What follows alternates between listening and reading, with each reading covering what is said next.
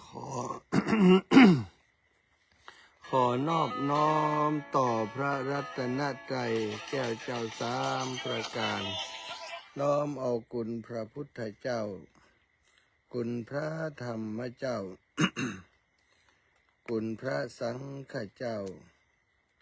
คุณพระอรหันตเจ้าอริยสงฆ์เจ้าจุตนจุองค์ได้เมตตาแผ่ปารมีมาปกเก่าเกศาปกห่มหักษาครูบาอาจารย์พระมหาเถระพระเถรานุเถระเพื่อนสหธรรมิกสหพรหมจารีทุกรูปทุกองค์ปกห่มหักษาศรัทธาสาธุชนคนดีโยมป่อโยมแม่เท่าแก่ทั้งหลายที่ติดตาม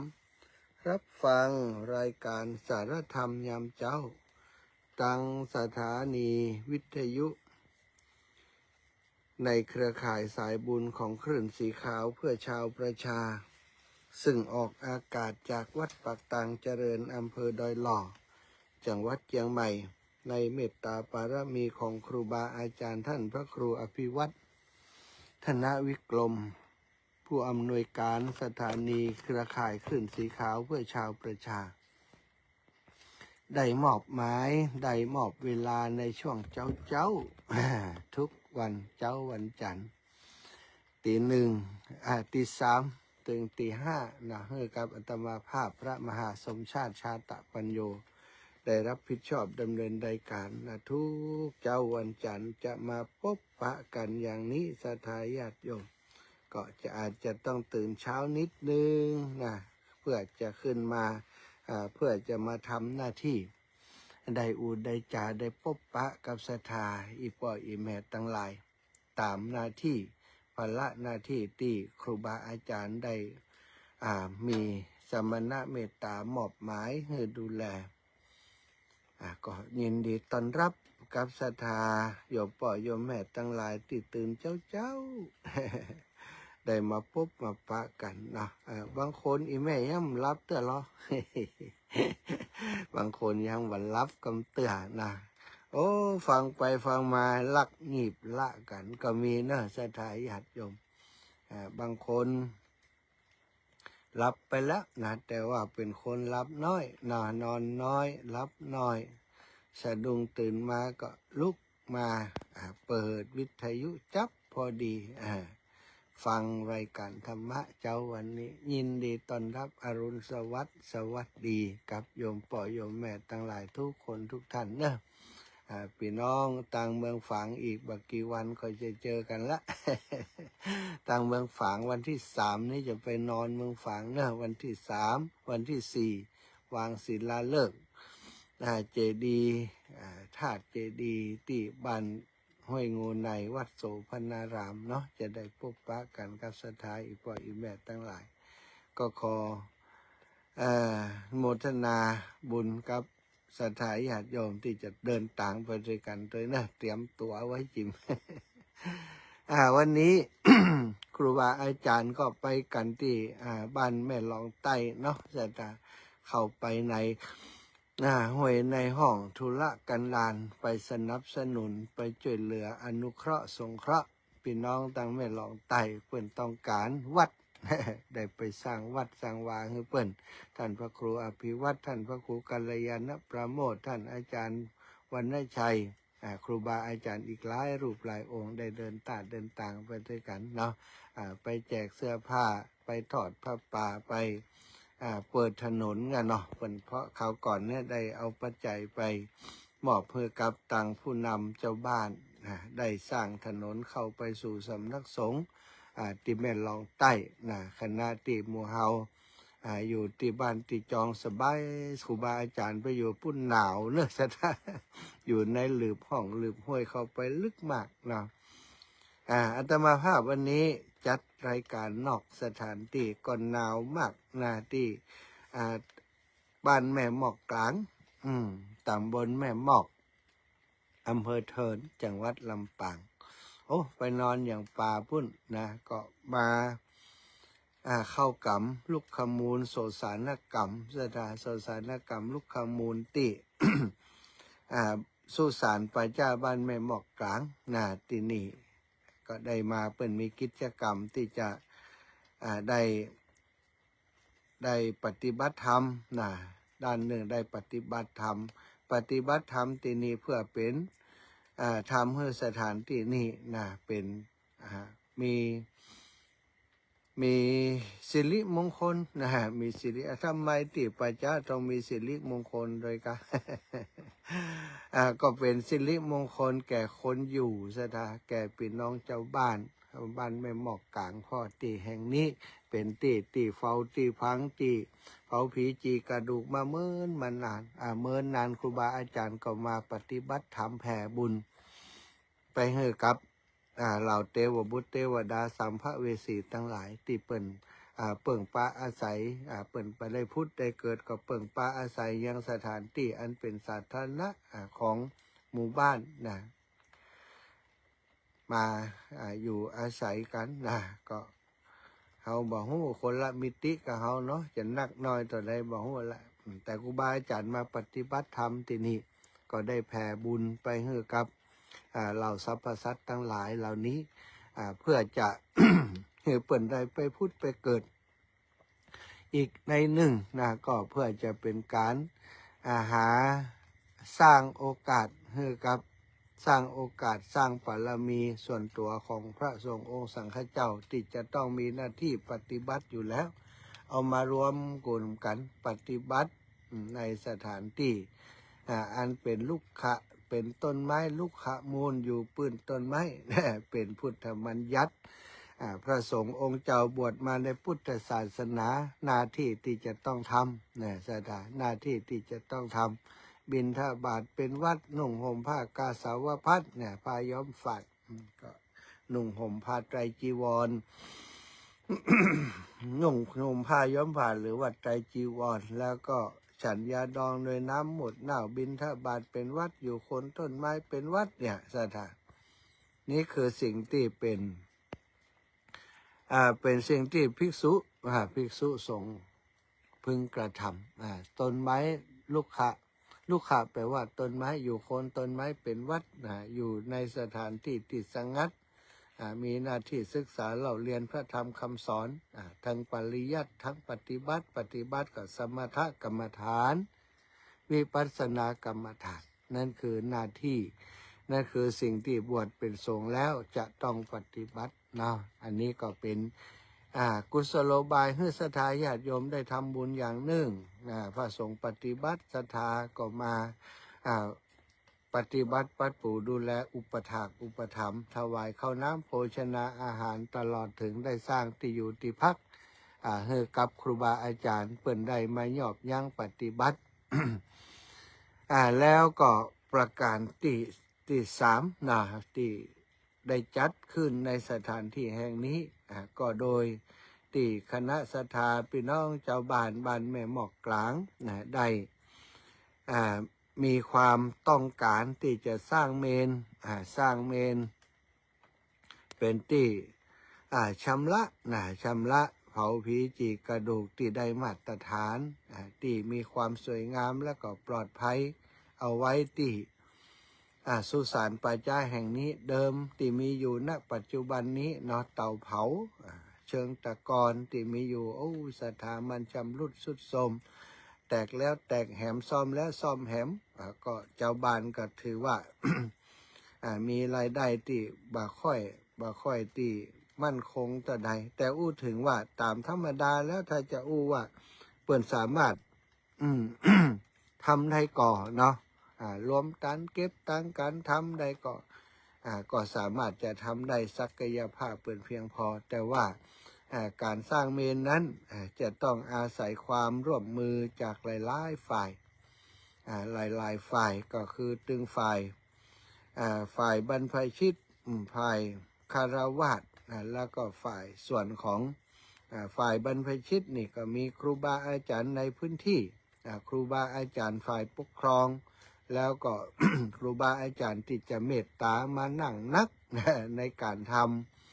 ำ ในการก่อร่างสร้างแปลงนี้นะจะต้องมี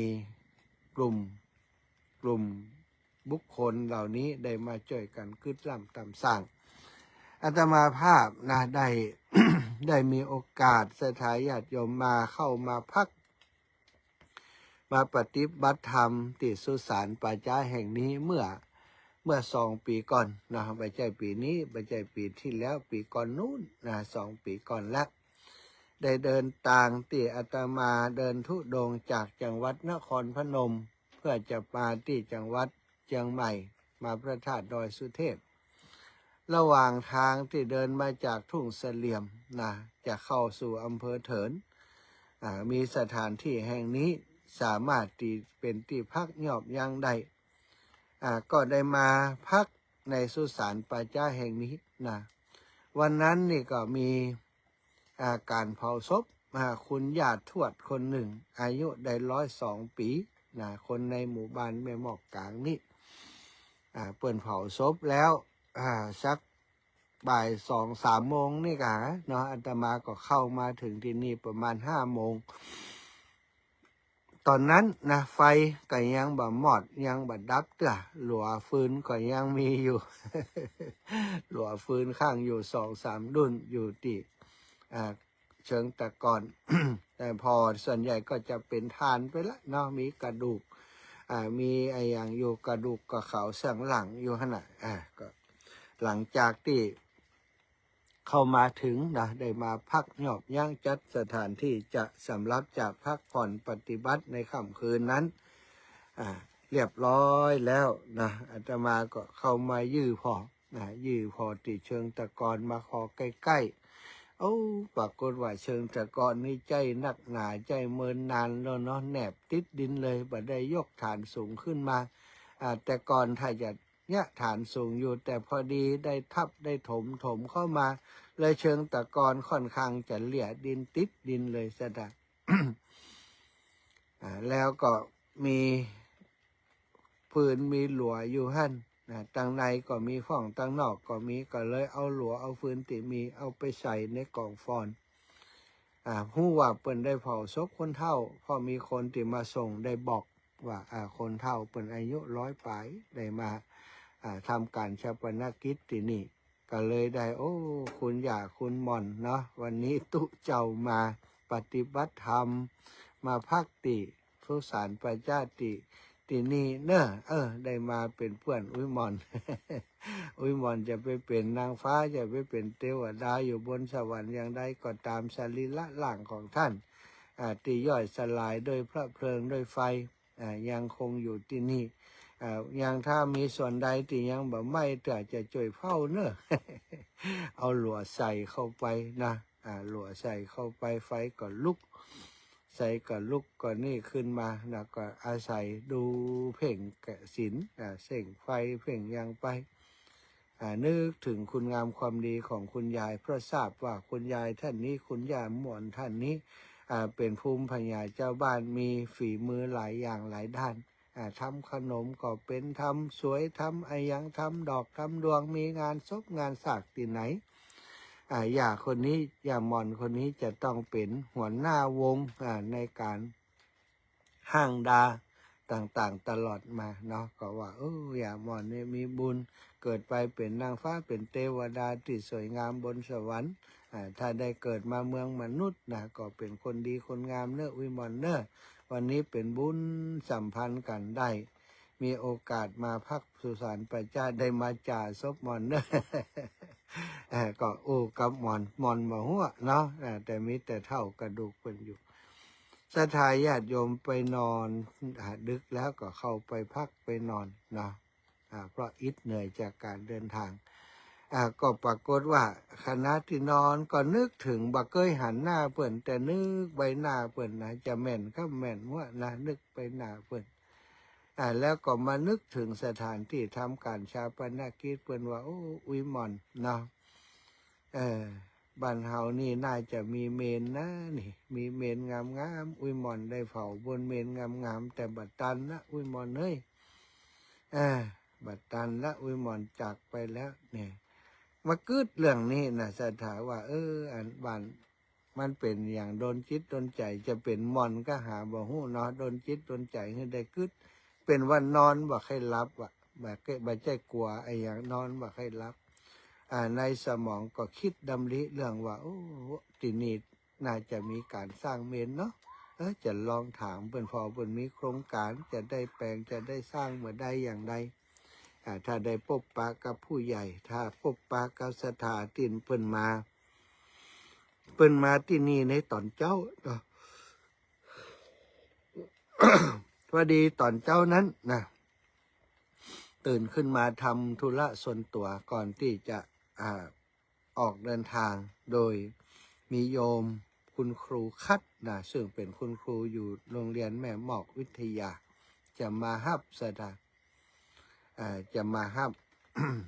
ก็ปรากฏว่ามีท่านผู้ใหญ่แล้วก็มีคุณโยมผู้หญิงคนหนึ่งก็คงจะอยู่ไกลๆเนี่ยนะได้ทราบว่าเปิดบ้านเปิดเนี่ยพอหาประจ้าก็หันอยู่นะให้มาที่นี่ก็หันอยู่คงจะหันอาตมาพักที่นี่เปิ้นก็มาใส่บาตรตอนเจ้าสถามาใส่ขอใส่บาตรตอนเจ้าติในสุสานประจ้าก็เลยได้สนทนาอู้จากันถามไทยว่าที่นี่มีโครงการจะซ่อมสร้างเมนใหม่ก่อนนี่ปฏิเผาอย่างต่างๆนี่ต่างท่านผู้ใหญ่ก็รายงานเป็นอย่างว่าท่านอาจารย์มีความคิดกันมาเมินมานานตั้งแต่สมัยผมเข้ามาเป็นผู้ใหญ่ใหม่ๆแต่ว่าบ้านผมนี้ประชากรบันนักหนาตะใดกำลังทรัพย์ก็น้อยแน่แล้วก็ตอนนี้ติวัดก็สร้างโน่นสร้างนี่อยู่สร้างห้องน้ำสร้างไอ้ยังก็เลยได้เลื่อนได้ชะลอกันมาเรื่อยๆจนฮอดวันนี้ยังบ่ได้ซ่อมบ่ได้สร้างบ่ได้แปลงเต้อก็ถามเปิ้นว่าในหมู่บ้านใกล้เคียงนี่เปิ้นมีแล้วยังเปิ้นได้สร้างได้แปลงแล้วยังเปิ้นก็บอกว่าที่บ้านขุนน้ำนี่เปิ้นสร้างแล้วท่านอาจารย์ตั้งอบจตั้งไอ้อย่างเปิ้นมาสร้างตั้งเทศบาลเปิ้นมาสร้างให้เพราะว่ามันมีอยู่3 หมู่บ้านเปิ้นก็เอางบประมาณสาธารณประโยชน์สาธารณูปโภค3 หมู่บ้านนั้น มารวมกันมาเปาะกันแล้วก็มีปอเลี้ยงเอียงคำสถายญาติโยมเปิ้นช่วยแห่งส่วนหนึ่งก็สร้างเสร็จไปแล้วท่านอาจารย์ว่าเขาก็มาคิดว่าลายใกล้เคียงนี่เปิ้นก็ไล่สร้างกันไปหมดล่ะยังของเฮานี่บ้านเฮานี่ยังไม่ได้สร้างกำเตื้อแล้วก็จะเริ่มกันอย่างใดคิดอย่างใดในการที่จะสร้างเปิ้นก็บอกว่าทุกท่านอาจารย์ถ้าลำพังเจ้าบ้านก่อนนักแกคมได้สร้างสักเตื้อแต่ว่าถ้ามีบุญมีคนมาจ่วยอุปถัมภ์ค้ำชูดูแลก็จะเป็นไปได้อยู่นะอาตมาซึ่งก็มีจิตใจคิดดำริแต่ต้นว่าอยากจะช่วยสงเคราะห์เปิ้นในการที่จะสร้างเมนถึงก็จริงๆแล้วก็หู้อยู่ว่าการใช้จ่ายหรือว่าราคาในการก่อสร้างวัสดุอย่างในการจ้างช่างศาลาก็ไม่ใช่ราคาหาน้อยนะราคาก็ถือว่ามีการใช้จ่ายที่สูงอยู่ราคาเป็นหลักล้านล้านปลายก็จะสร้างได้แต่มาคิดว่าจะได้ก็ตามพี่น้องเจ้าบ้านที่เปิ่นอยู่ที่นี่ถ้าหันก่อล่างสร้างแปลงอย่างมากเปิ่นก็ต้องช่วยกันนะเพราะเปิ่นคนในพื้นที่ลูกหลานตันเต้าที่ทำงานทำการเป็นครูบาอาจารย์ทหารตำรวจเป็นปอเลี้ยงเอียงคำไปอยู่ต่างที่ต่างถิ่นอยู่บริษัทอยู่โรงงานก็มีเยอะเพียงแต่เปิ่นยังบ่ได้รวมจิตรวมใจกันถ้าเฮาสามารถรวมจิตรวมใจเปิ่นได้มาเป็นลักเฮือเปิ่นได้เนี่ยมันก็น่าจะเป็นไปได้นะก็เลยว่าเอาอย่างอีกับเจ้าบ้านให้เรียบร้อยก่อนเนอะจะสร้างว่าจะสร้างจะทำอย่างอีมีตู้เจ้าตัวหนึ่งเปิ่นมาพักติประจ้าเปิ่นบอกว่าถ้าทำเปิ่นก็จะมาช่วยเหลือเติมสนับสนุนว่าอย่างอีเนาะแต่ว่าบ่ได้หมายความว่าเปิ่นจะมาแปลงให้หมดนะ เปิ่นเป็นตู้เจ้าที่บ่ได้มีสตังค์มีเงินมีทองอย่างแต่พอจะมีกำลังบอกกล่าวข่าวสารงานบุญนี้ไปให้คนที่เปิ่นปรารถนาบุญต้องการบุญได้มาร่วมกันอนุเคราะห์สงเคราะห์ช่วยเหลือกันอันนี้ คือไปแจ้งกับพี่น้องเจ้าบ้านอย่างอีถ้าเจ้าบ้านเปิ่นโอ้สันดีหันงามตกลงจะปงจะแปลงกันแล้ว ก็จะได้กลับมาหาจะได้มาอู้มาจ่าจะนำความช่วยเหลือจะเอากฐินเอาผ้าป่าทยอยมาช่วยถ้าได้สตังค์ครบเงินพอเขาก็จะได้ก่อร่างสร้างแปลงกันต่ออู้กันเรียบร้อยก็มีการดำเนินการกันตั้งผู้ใหญ่ก็ไปอู้กับพี่น้องเจ้าบ้านเปิ่นเจ้าบ้านก็ยกมือเซาะนะก็มีบางส่วนที่ว่าเปิ่นจะมาเนี่ยฮือแต่กา เปิ่นอยู่ที่ไหนยังไดเปิ่นบ่มาเอาผลประโยชน์ยังกายก็ถามไทยกันไปนะผู้ใหญ่ก็ตอบเท่าที่จะตอบได้แล้วก็บอกว่าเปิ่นก็บอกว่าจะมาสนับสนุนมาช่วยเหลือแต่ว่าหมู่เฮาก็ต้องช่วยกันคือตั้งคณะกรรมการคณะทำงานเป็นทีมเป็นเรื่องเป็นราว จนมติต่างๆนะก็สรุปรวมลงว่าประชาชนพี่น้องเสียงส่วนใหญ่สนับสนุนให้มีการสร้างการทำขึ้นอาตมาก็ว่าอันก็เริ่มหนึ่งได้ละนับหนึ่งสองสามในการหาเงินหาปัจจัยได้อาตมาจะได้หากฐินมาช่วยจะได้นักได้น้อยต่อใดก็บันแน่ใจบ่ฮู้เตื้อนะแล้วก็ตั้งผู้ใหญ่ตั้งผู้นำหมู่บ้านตั้งพี่น้องศรัทธาเขาก็จัดสมทบร่วมกันมาเนาะได้ต่อใดเขาจะเก็บเป็นกองทุนไว้เอาเข้ามาสร้างสุสานประจาหรือว่าแปลงเมนเขาต่อไปปีที่ผ่านมานี้ก็ได้เอากฐินโดยการนำของคณะศรัทธาญาติโยมหลายคนหลายท่านโยมน้องพันนิตาพรหมินทร์พร้อมกับญาติธรรมสายบุญของเปิ้นก็มาสายบุญของอาตมาก็หลายกลุ่มคณะตั้งหมู่บ้านเปิ้นก็ได้พิมพ์ซองแจกการ์ดแจกซองไปทั่วก็สรุปว่าโอ้ในปีที่ผ่านมาได้ทอดกฐินได้สตางค์ปัจจัยหลายอันละเนาะ3-4 แสนเหมือนกันแต่ว่าด้วยความที่ได้ทอดกฐินติวัดติวาเขาจะเอาปัจจัยหมดมาสร้างเมนมันก็บ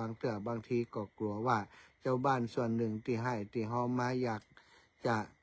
ให้เป็นกองทุนกับวัดพ่องได้พัฒนาวัดพ่องได้บอกกับผู้ใหญ่ว่าส่วนหนึ่งให้แบ่งไว้ที่วัดท่านผู้ใหญ่ให้ครูบาอาจารย์ได้พัฒนาโน่นนั่นนี่ได้ทำกิจกรรมสำคัญต่างๆก็จะอาศัยเงินหมู่เนี่ยเตรียมเติมเข้าไปทุกปี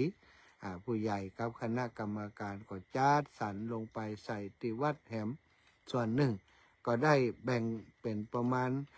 เกือบจะเกิงเนาะแต่70-30ประมาณเนี้ยนะ ทางเมนนี้มีความจำเป็นต้องใจก็ได้นักน้อยวัดก็ได้ส่วนหนึ่งเอาไว้พัฒนาวัดก็ได้เป็นเงินทุนเริ่มต้นมาซะจากนั้นอู้กันก็มันก็มีน้ำหนักมาละ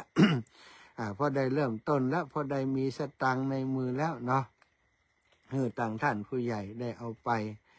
ใส่บัญชีที่เปิดได้ไปเปิดบัญชีไว้บัญชีกองทุนสร้างเมนบ้านแม่หมอกกลางชื่อบัญชีจำเลขบัญชีมันได้ ท่านผู้ใหญ่เพิ่นส่งให้ละ เมินละเนาะก็จะได้ไปสอบค้นพอว่าเลขที่ตะใดเพราะตอนนี้คิดว่าประเมินนานเนี้ยศรัทธาญาติโยมก็จะเริ่มรู้จักบ้านแม่หมอกกลางแล้วก็จะได้เข้ามาสนับสนุนละเพราะตอนนี้อยู่ในขั้นตอนเตรียมสถานที่ที่ได้มาเข้ากรรมเข้าปริวาสลูกขมูลโสสานกรรมอยู่สุสานประจ้าอยู่กระต๊อบน้อยหนาวกันอยู่นี่โดยมีความประสงค์มีจิตเจตนาเพื่อจะมาชำระสะสางปัดกวาดเพี้ยวพัฒนาสถานที่ถ้าบ่มาพัฒนาสถานที่มันก็อุกตึมตื่ออยู่เนี่ยเพราะเปิ่นตั้งเพศเปิ่นก็ถือเหมือนบ้านเฮาถ้ามีศพมีสร้างอย่างห้ามไปเที่ยว ถ้าไปเที่ยวเดี๋ยวคนจะตายนี่เปิ่นก็เลยว่าได้ยากกันแต่ถ้ามาปฏิบัติธรรมโสสานกรรมลูกขมูลก็มีเหตุผลที่จะได้เพี้ยวปัดกวาดอันนี้คือสิ่งที่ ครูบาอาจารย์เปิ่นก็อยากให้เจ้าบ้านสบายอกสบายใจได้มอบหมายภาระธุระให้กับท่านอาจารย์สมปานเจ้าอาวาสวัดแม่หมอกกลางดูแล จัดกิจกรรมนี้นะเปิ่นก็ได้นิมนต์ส่งในพื้นที่สหธรรมิกสหพรหมจารีในพื้นที่เจ้าคณะปกครองรองเจ้าคณะอำเภอรองเจ้าคณะอำเภอครูบาอาจารย์ในพื้นที่ที่เคารพนับถือได้มาเป็นเจ้ากี่เจ้าการเจ้าพิธีมาปฏิบัติธรรมที่นี่นะก็ได้ท่านรองเจ้าคณะอำเภอท่านรองเจ้าคณะอำเภอวัดเมวะหลวงนะได้มาเป็นเก้าเป็นก๊กนะในวันแรกและก็ท่านพระครูวิรุณพัฒนากิจวัดพระบาทเมวะนะได้มาเป็นเก้าเป็นก๊กมาอู้มาจ๋ากับศรัทธาในช่วงแรกวันที่1ที่2วันที่24 25 26นาเปิดมากัน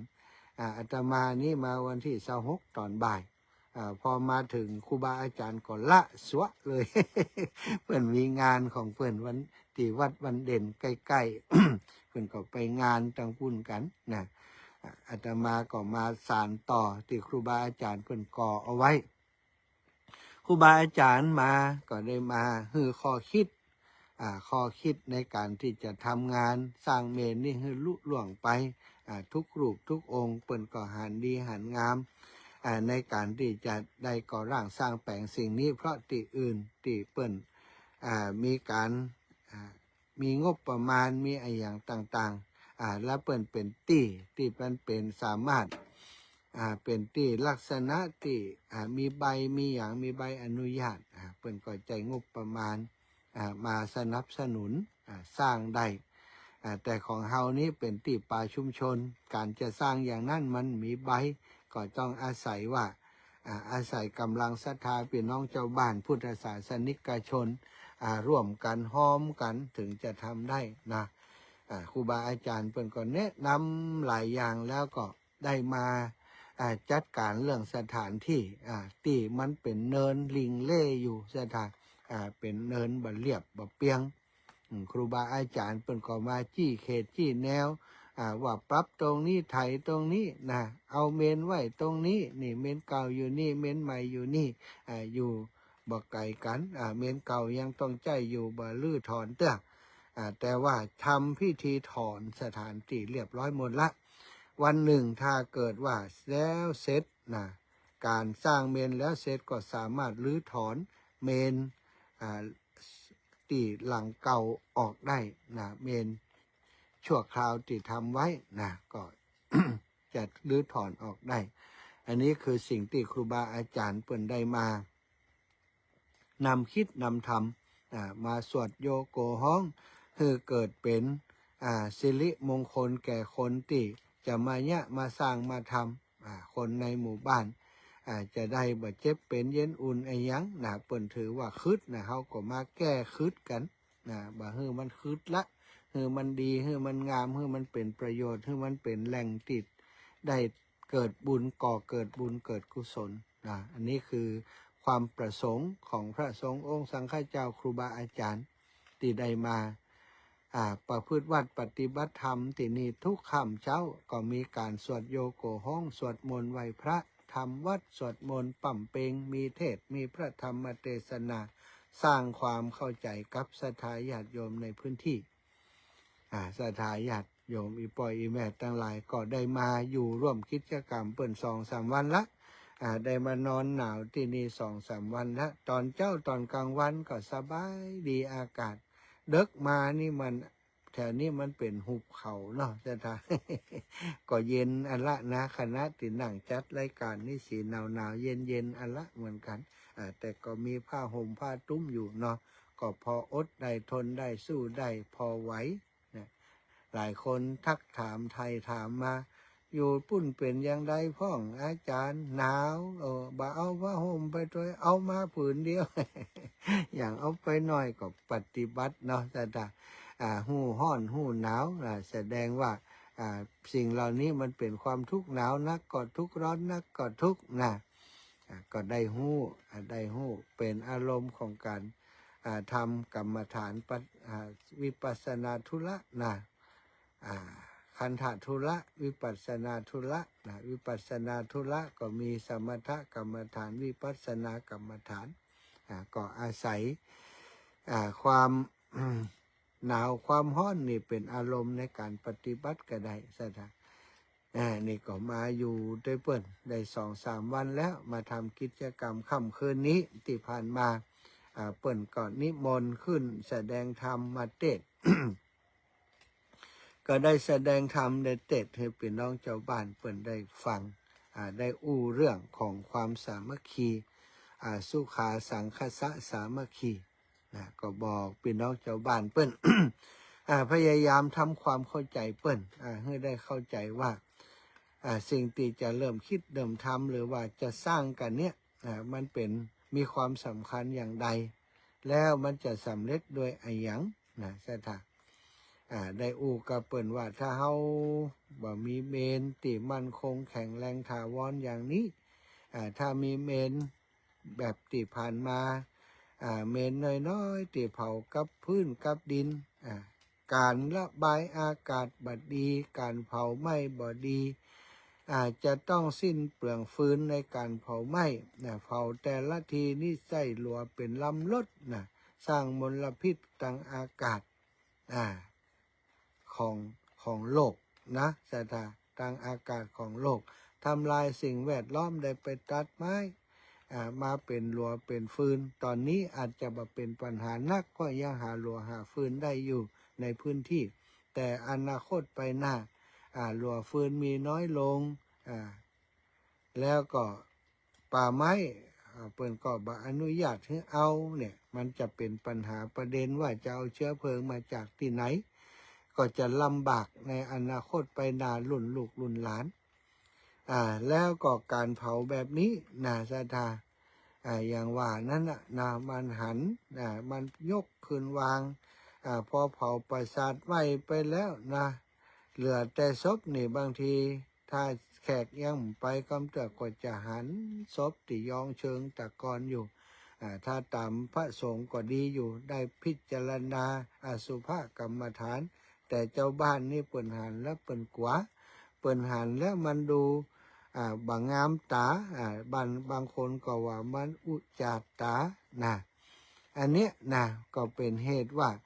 ถ้าเป็นเมนที่มันเป็นเตาเผาแล้วขึ้นไปแล้วยู่หีบเข้าไปในหันเหีย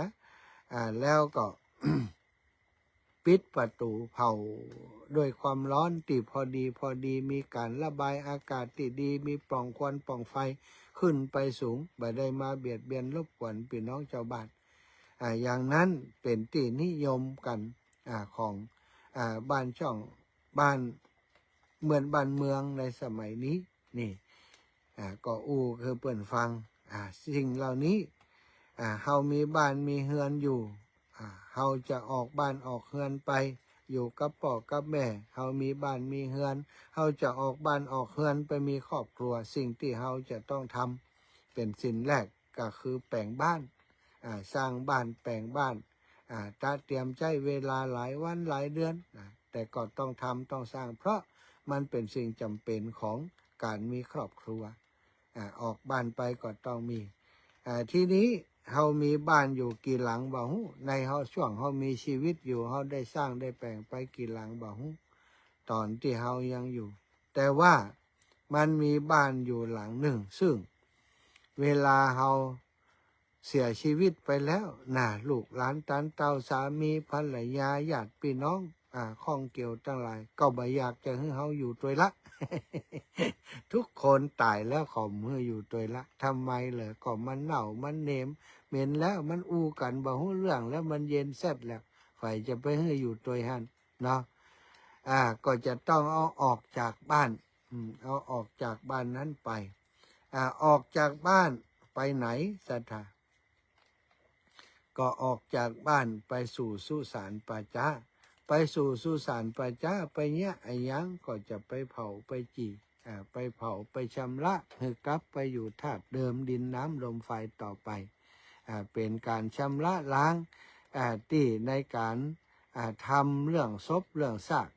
ดีที่สุดก็คือการเผาเผานี่มันจึงจบข่าวไปหมด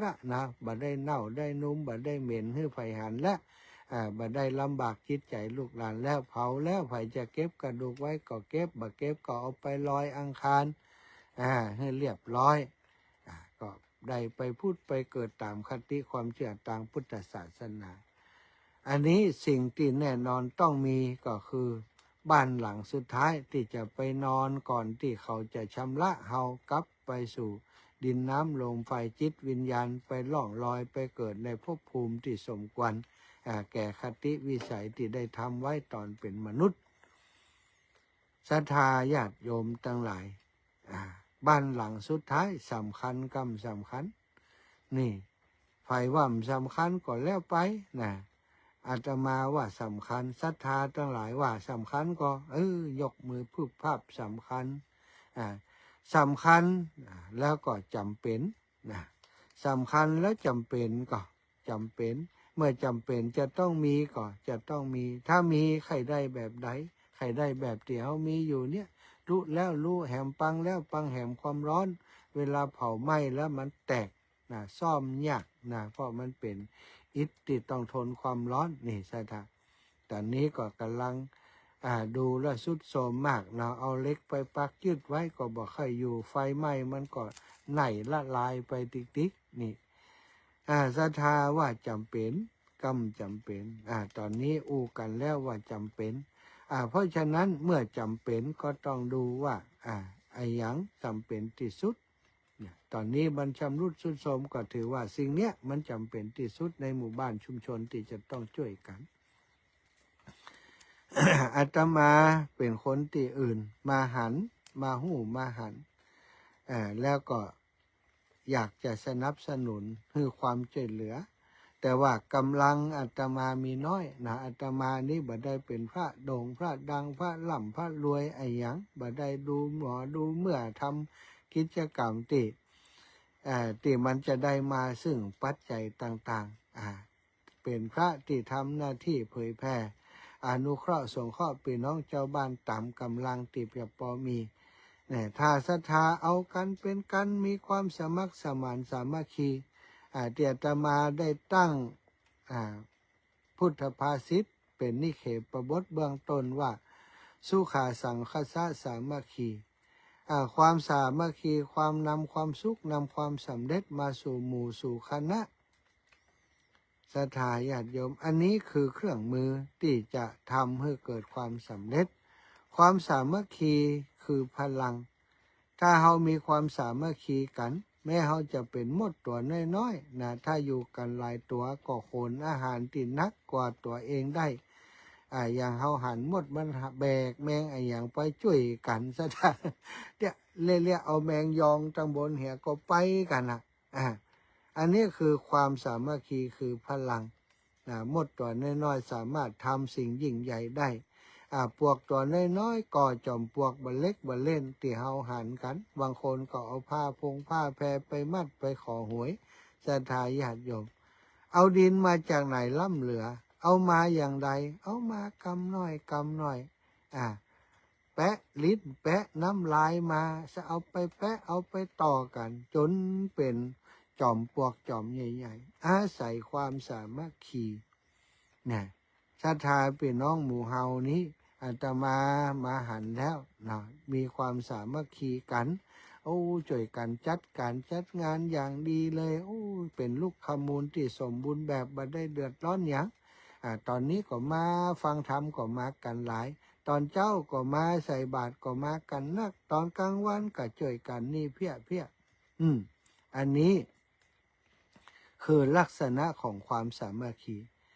เปิ่นเนี่ยยังตะกี้ประกาศบดินกี18 ก้อนละ99 บาทจะเป็นฐาน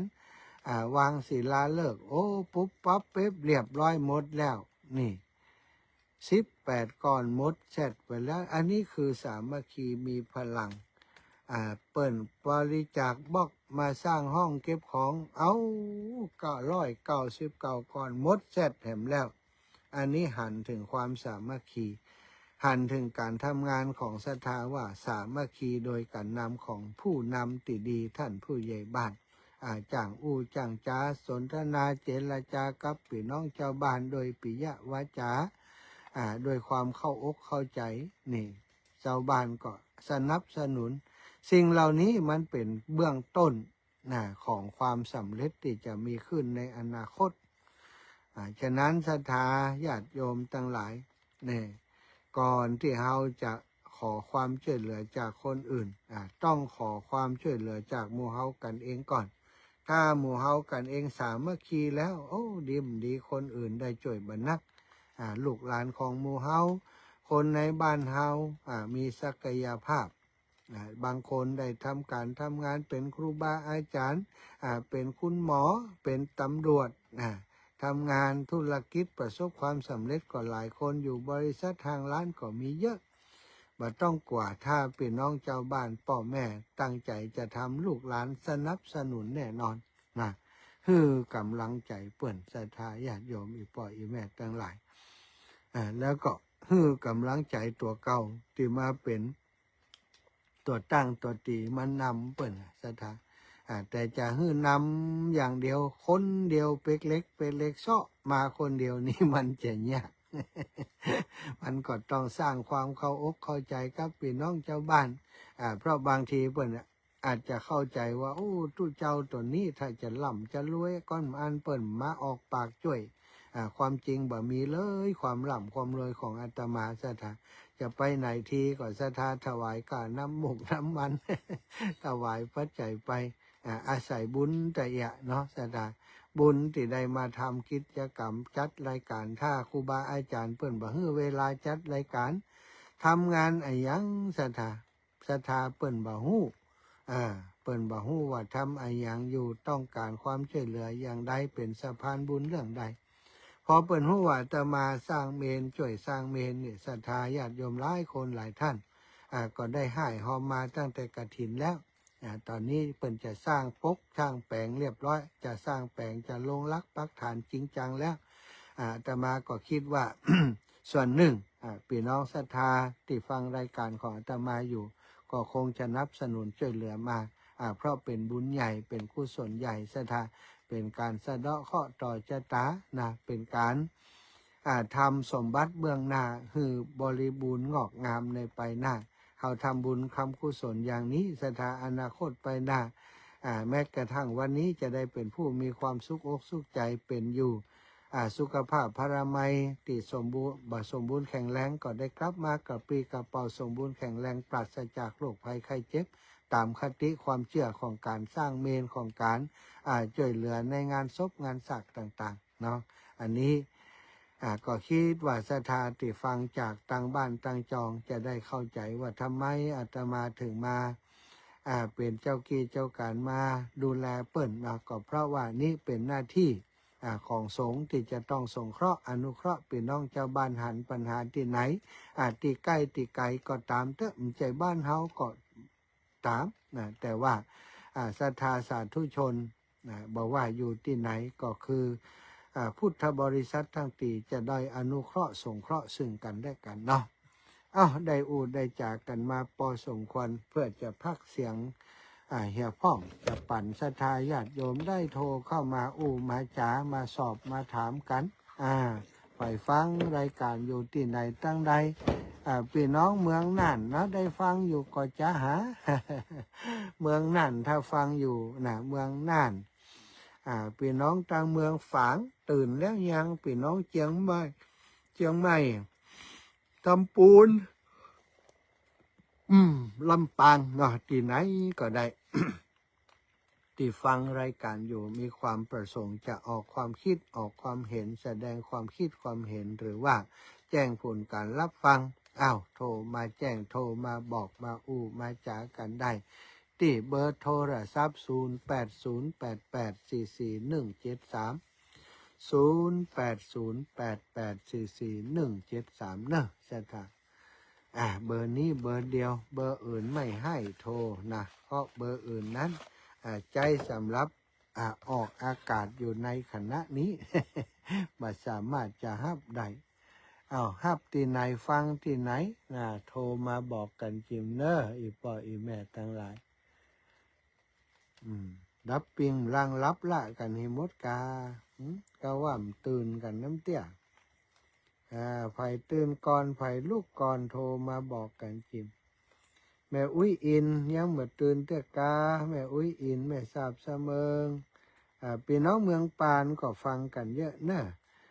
วันก่อนแม่ยายจมบันหลวงเมืองปานฝากปัจจัยมาหอมนะมาหอมดินนะอาตมาถมดินที่วัดบรรพตสถิตก็มีญาติโยมเปิ่นให้หอมมากันหลายเหมือนกันซะท่าเปิ่นหู้ข่าวว่าจะมาไทยพัฒนาที่วัดบรรพตสถิตนะเปิ่นก็ป้ากันมาช่วยเหลือ0808844173น่ากว่าดังอยู่ลูก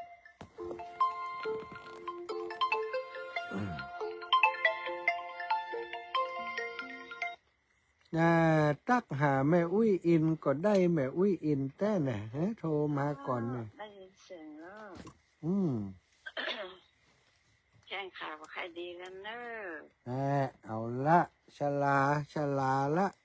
เอาสลาจะหาเราได้ไปบำบัดได้ไปบำบัดจะพาบำบัดก่อนหมอมันว่าจะหายจะดีอยู่นึกว่าแกแล้วเป็นว่ามันแกแต่กันนี่แกก็18อยู่18อยู่ด้วยตังปีน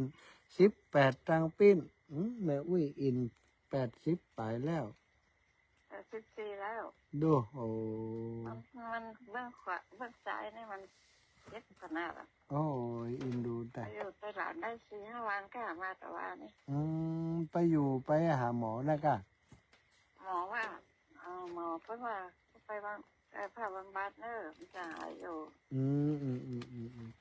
มันกินยาพิษอะหมอท่านกินยาพิษยังไงกินยาพิษยาเป็นคัดเนี่ยไปหาหมอเสมอให้หมอเอายาแทงให้กินโอ้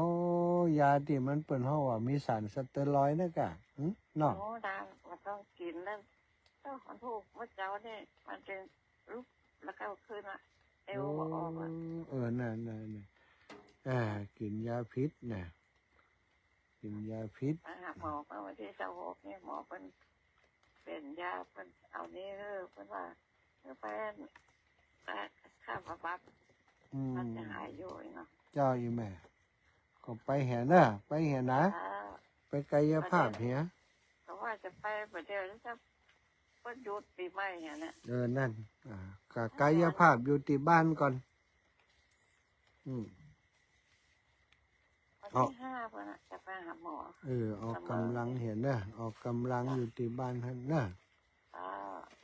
เสียงอ่อนๆไปนะเสียงสิจะเจ็บหัวเข่าแหละเสียงว่าออกเจ็บหัวเข่าฮะบาซ่าเอาไปอยู่เวียงพูดถึงสัก4-5 วันบาซ่ายังทันแล้วล่ะนี่ฮะลึกเก่าอีกลึกเก่าอย่างอุ้ยอินนี่กำลังหาย่างครับรถเคียงนี่เนี่ยรถเคียงแล้วหมดเอาละลูกเอาไปแล้วนั่นก่อนนี้80นี่ครับรถเคียงเว้นอยู่เนาะ82ก็ครับรถเคียงอยู่นี่เดี๋ยว84แล้วมีโอกาสก็จะไปหาจะมาเชียงใหม่บ่ได้มาเชียงใหม่บ่ได้ผมนะวันพูดประทัดเนี่ยถ้าไปเชียงใหม่อยู่ที่ไหนบ้านเขาอยู่ตำบลสุเทพข้างสนามบินนั่นน่ะบักไก่ลูกนี่ถ้าไปก็จะไปวัดไฟหินก็จะไปเยี่ยมไปแอวไปแวะเด้อถ้าไปเชียงใหม่บอกสาธุนะอุ้ยนะน้ำผึ้งก็เอาตาไว้ให้แล้วเนอะดีแล้วนะกินน้ำผึ้งจะเอาวันปฏิทิน5 เล่มเนอะ5 เล่มล่ะเดี๋ยวมาแจกกันเชียงใหม่ถ้ามาหาเราทราบจากการให้หรอเจ้าสาธุเจ้าแม่สาธุ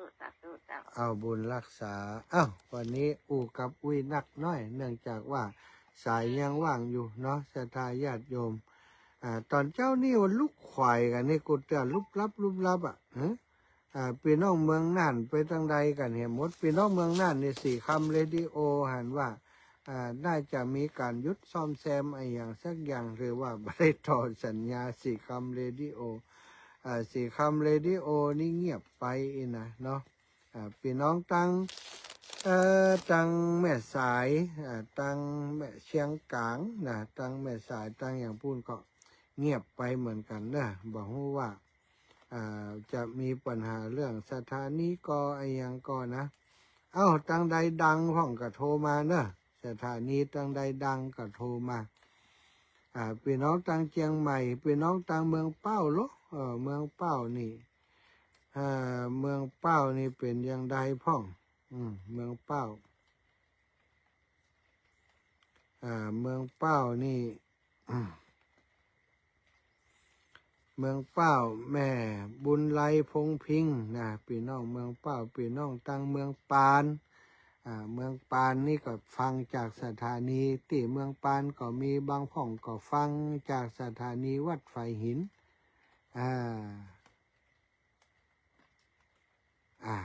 เอาสถาไฟอยู่ที่ใกล้ที่ไกลที่ไหนตั้งใดโทรมามาจากันได้เนอะถ้าตอนนี้03:55 นาทีเดี๋ยว56-57 นาทีจะเปิดเพลงตอนนี้ถ้าไผ่มันโทรมาก็จะท่าเปิดเพลงแล้วนะ จะได้พักผ่อนพักเสียงไป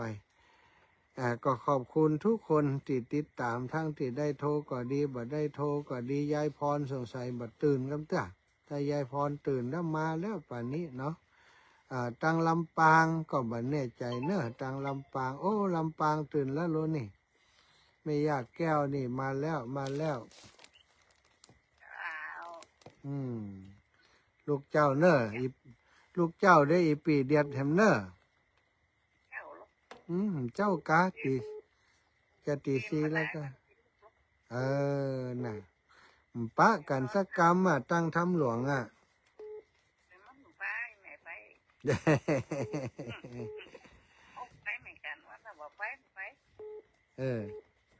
ไปเลยมึงไปเลยก็คิดถึงทุลูกนะทุลูกสั่งให้ไปบอกบอกแล้วเพราะเขาเช้าวันไม่ดูแลแม่สมนำนาเนาะมีตัวแป้เนาะฮะมีตัวแป้เนาะมีตัวแป้มันเนาะฮะโดนอีน้องเดียดเธอจบข่าวเลยสัตตุนะขอบคุณเจ้าแม่คำนวณดินดำมาแล้วเจริญปอนแม่คำนวณเช้ากาตาตัวเจ้าแม่คำนวณกำลังแข็งสบายดีเนาะเช้ากะจะอ่านหนักเยอะนี่งั้นเท่าแหมล่ะจูดักกำลังจะเปลี่ยนแปลงมาเป็นวันทั้งวันแกเลยขนาดนอนหนึ่งเดียวน่ะมีผลจากเรื่องของวัคซีนโดยเรื่องของความชราด้วยเนาะเจ้ามันเลยทุกวันนี่กินห้องง่ายแบบกับเลยนะ นั้นใครเงาภาคอีแม่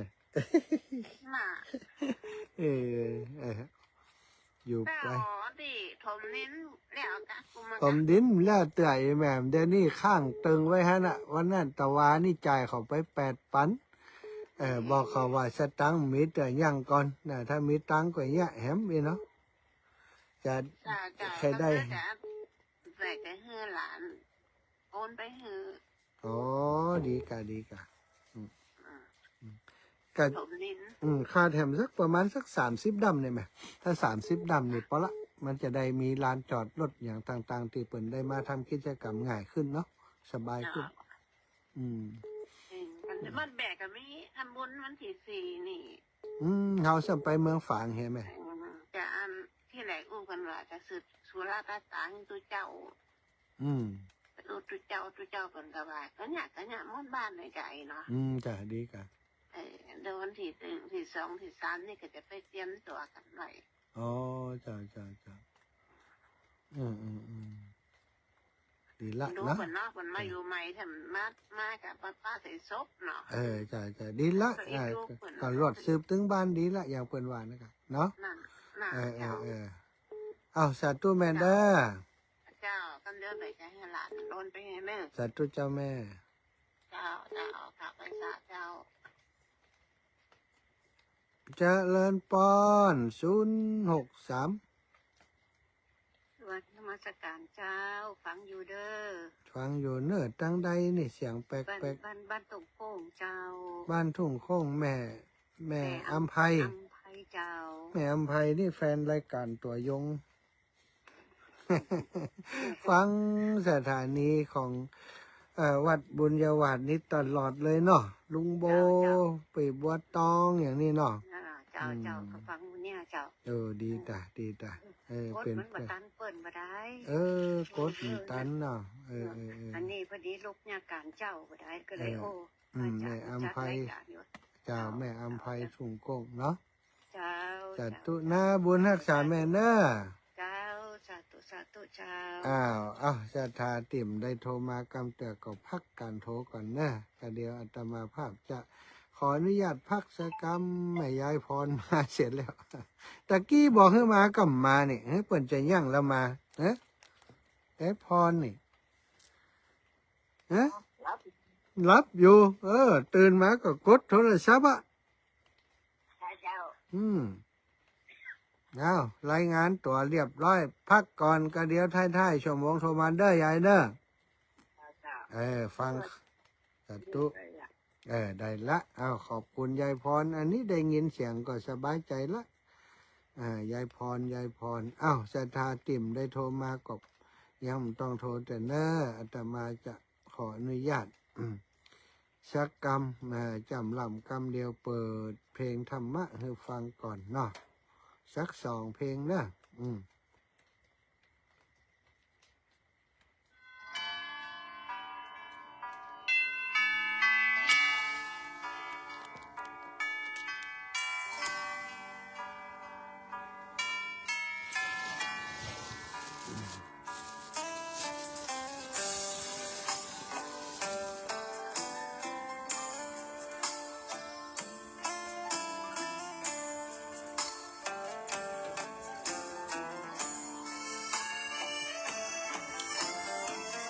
เชิญชวนทุกท่านเข้าวัดเข้าวา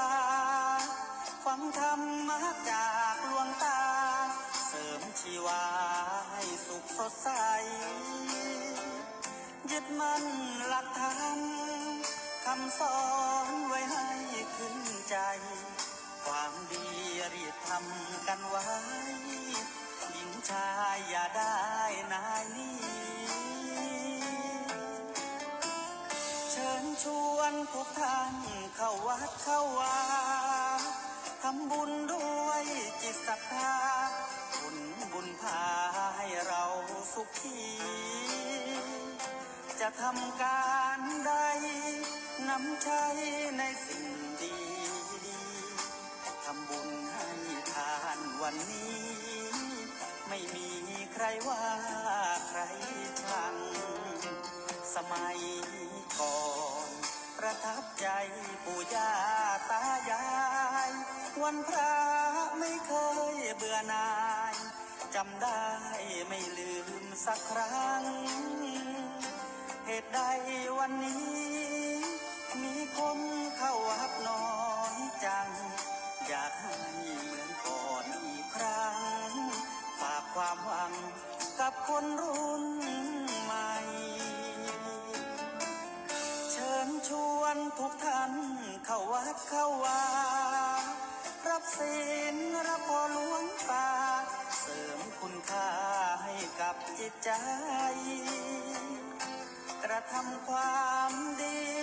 เรื่องนี้ไม่ต้องอายใครว่างจากการงานเมื่อใดเชิญชวนท่านไปทำบุญ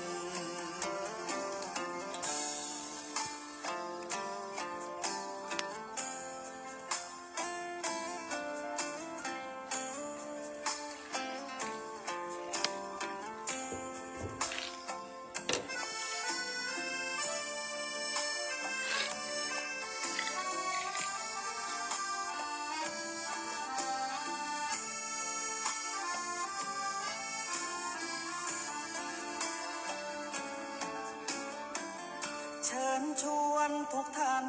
เข้าวัดเข้าวารับศีลรับพรหลวงตาเสริมคุณค่าให้กับจิตใจ กระทำความดี เรื่องนี้ไม่ต้องอายใคร ว่างจากการงานเมื่อใด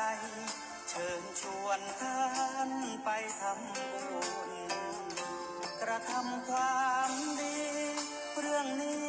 ไม่ต้องอายใคร ฝากเพลงเชิญชวนหญิงชายอย่าอายเรื่องการทำบุญ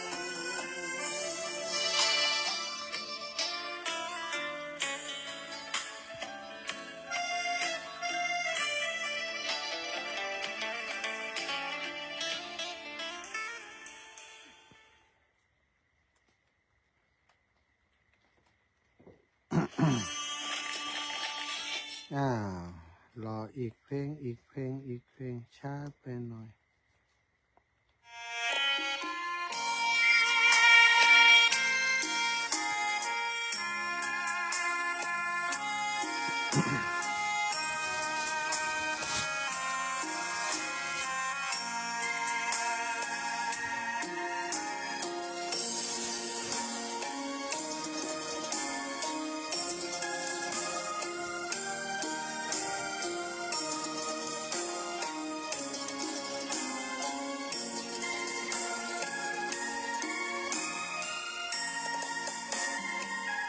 ดอกบัวดอกหนึ่ง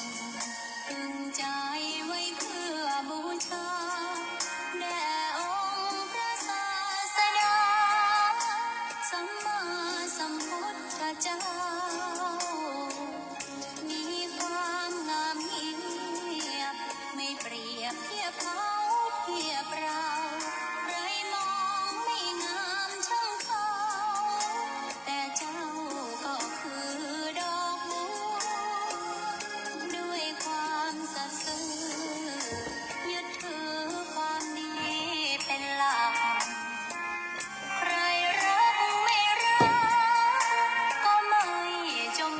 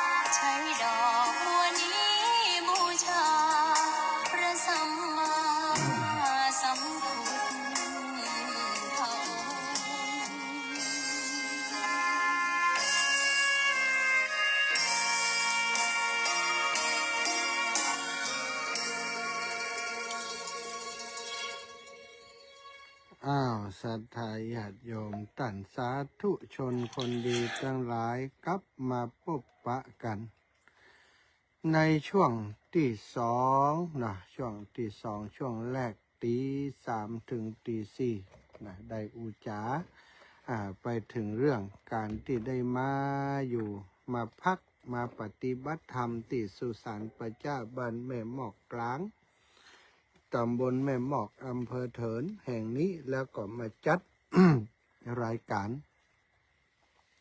ในสถานที่แห่งนี้นะเพื่อจะได้ให้ศรัทธาติดตามการทำงานของอาตมาภาพได้ทราบความเคลื่อนไหวตอนนี้อยู่ที่ไหนไปทำไมไปทำอะไรที่นั่นนะทราบแล้วก็ได้ทำตามหน้าที่ของไผ่ของมันถ้าศรัทธาหันว่าสิ่งที่อาตมาทำอยู่ควรที่จะได้รับการสนับสนุนช่วยเหลือเนาะก็ช่วยตามกำลังช่วยตามความตั้งใจที่เรามีอยู่นะก็ว่ากันไปการอนุเคราะห์สงเคราะห์การช่วยเหลือผู้อื่นเป็นหน้าที่ของเพื่อนมนุษย์ร่วมโลกด้วยกันบ้านเราอาจจะสะดวกสบายแล้วบ้านเปิ่นยังลำบากอยู่ถ้าเรามาช่วยเปิ่นครับเพื่อนช่วยเปิ่นแยะเปิ่นทำวันหน้าเปิ่นก็จะไปช่วยคนอื่นต่อนะสลับซับเปลี่ยนกันไปมาอย่างนี้ศรัทธาญาติโยมอีปอยอีแม่ทั้งหลายไหนก็ไหนแล้ว ได้เรื่องความสมัครสมานสามัคคีบอกว่าสาสุขาสังคัสสะสามัคคีความสามัคคีของหมู่ของคณะของคนที่อยู่ด้วยกันนักหลายนำความสุขมาฮื้อนำความเจริญรุ่งเรืองมาฮื้อนำความสบายใจมาฮื้อข้อนี้นั้นเป็นสิ่งสำคัญเป็นสัจธรรมศรัทธาญาติโยมบ้านเมืองใดที่เจริญก็ไปพอเตะประชาชนคนบ้านเปิ้นพลเมืองของเปิ้นเป็นผู้ที่มีความสามัคคีเป็นเบื้องต้นประเทศใดที่เจริญรุ่งเรืองกลับไปพอจะหันว่าเปิ้นสามัคคีกันต่างคนต่างเนี่ยต่างคนต่างทำคนไหนมีหน้าที่อย่างใดก็ทำกันเต็มที่เมื่อทำกันเต็มที่อย่างนี้แล้วสถาทุกคนทำหน้าที่ปฏิบัติหน้าที่ของตัวเองมีความสามัคคีสนิทสนมกลมเกลียวเป็นน้ำหนึ่งใจเดียวกันก็แน่นอนเนาะความสำเร็จก็จะมาหากลุ่มบุคคลอย่างนั้นใดโดยบ่ยากแต่ถ้าหากตรงกันข้ามเขาก็จะหันเหมือนกันทำไมประเทศของเขาก็ดีบ้านเมืองของเขาก็ดีหมู่บ้านชุมชนของเขาก็ดีบางครั้ง เจริญรุ่งเรืองบางครั้งก็หยอบตกต่ำมีปัญหาโน่นนั่นนี่บ่มีความสุขกันถึงบ้านถึงเมืองสืบถอยไปดูว่ามันเกิดอะไรอย่างขึ้นก็จะหันว่า สิ่งที่สำคัญที่สุดคือความสามัคคีนั่นเองสถานคือบ่มีความสามัคคีพอบ่มีความสามัคคีก็มีความแตกแยกเกิดขึ้นแน่ใช่ไหมมันตรงข้ามกันเนาะถ้าบ่ขาวก็ดำบ่ดำก็ขาวนั่นนะมันก็ถ้าบ่ขาวก็ดำก็ขาวขาวก็เท่าดำก็เท่ามันต้องมีสิ่งอย่างสักอย่างตึงซึ่งเป็นลังเป็นสิ่งบอกเหตุว่าทำไมมันเป็นอย่างนั้น ความสามัคคีคือความพร้อมเพรียงความปรองดองกันร่วมมือร่วมใจกันทำสิ่งต่างๆให้สำเร็จลุล่วงไปโดยดีโดยอาศัยความฮักความเข้าใจ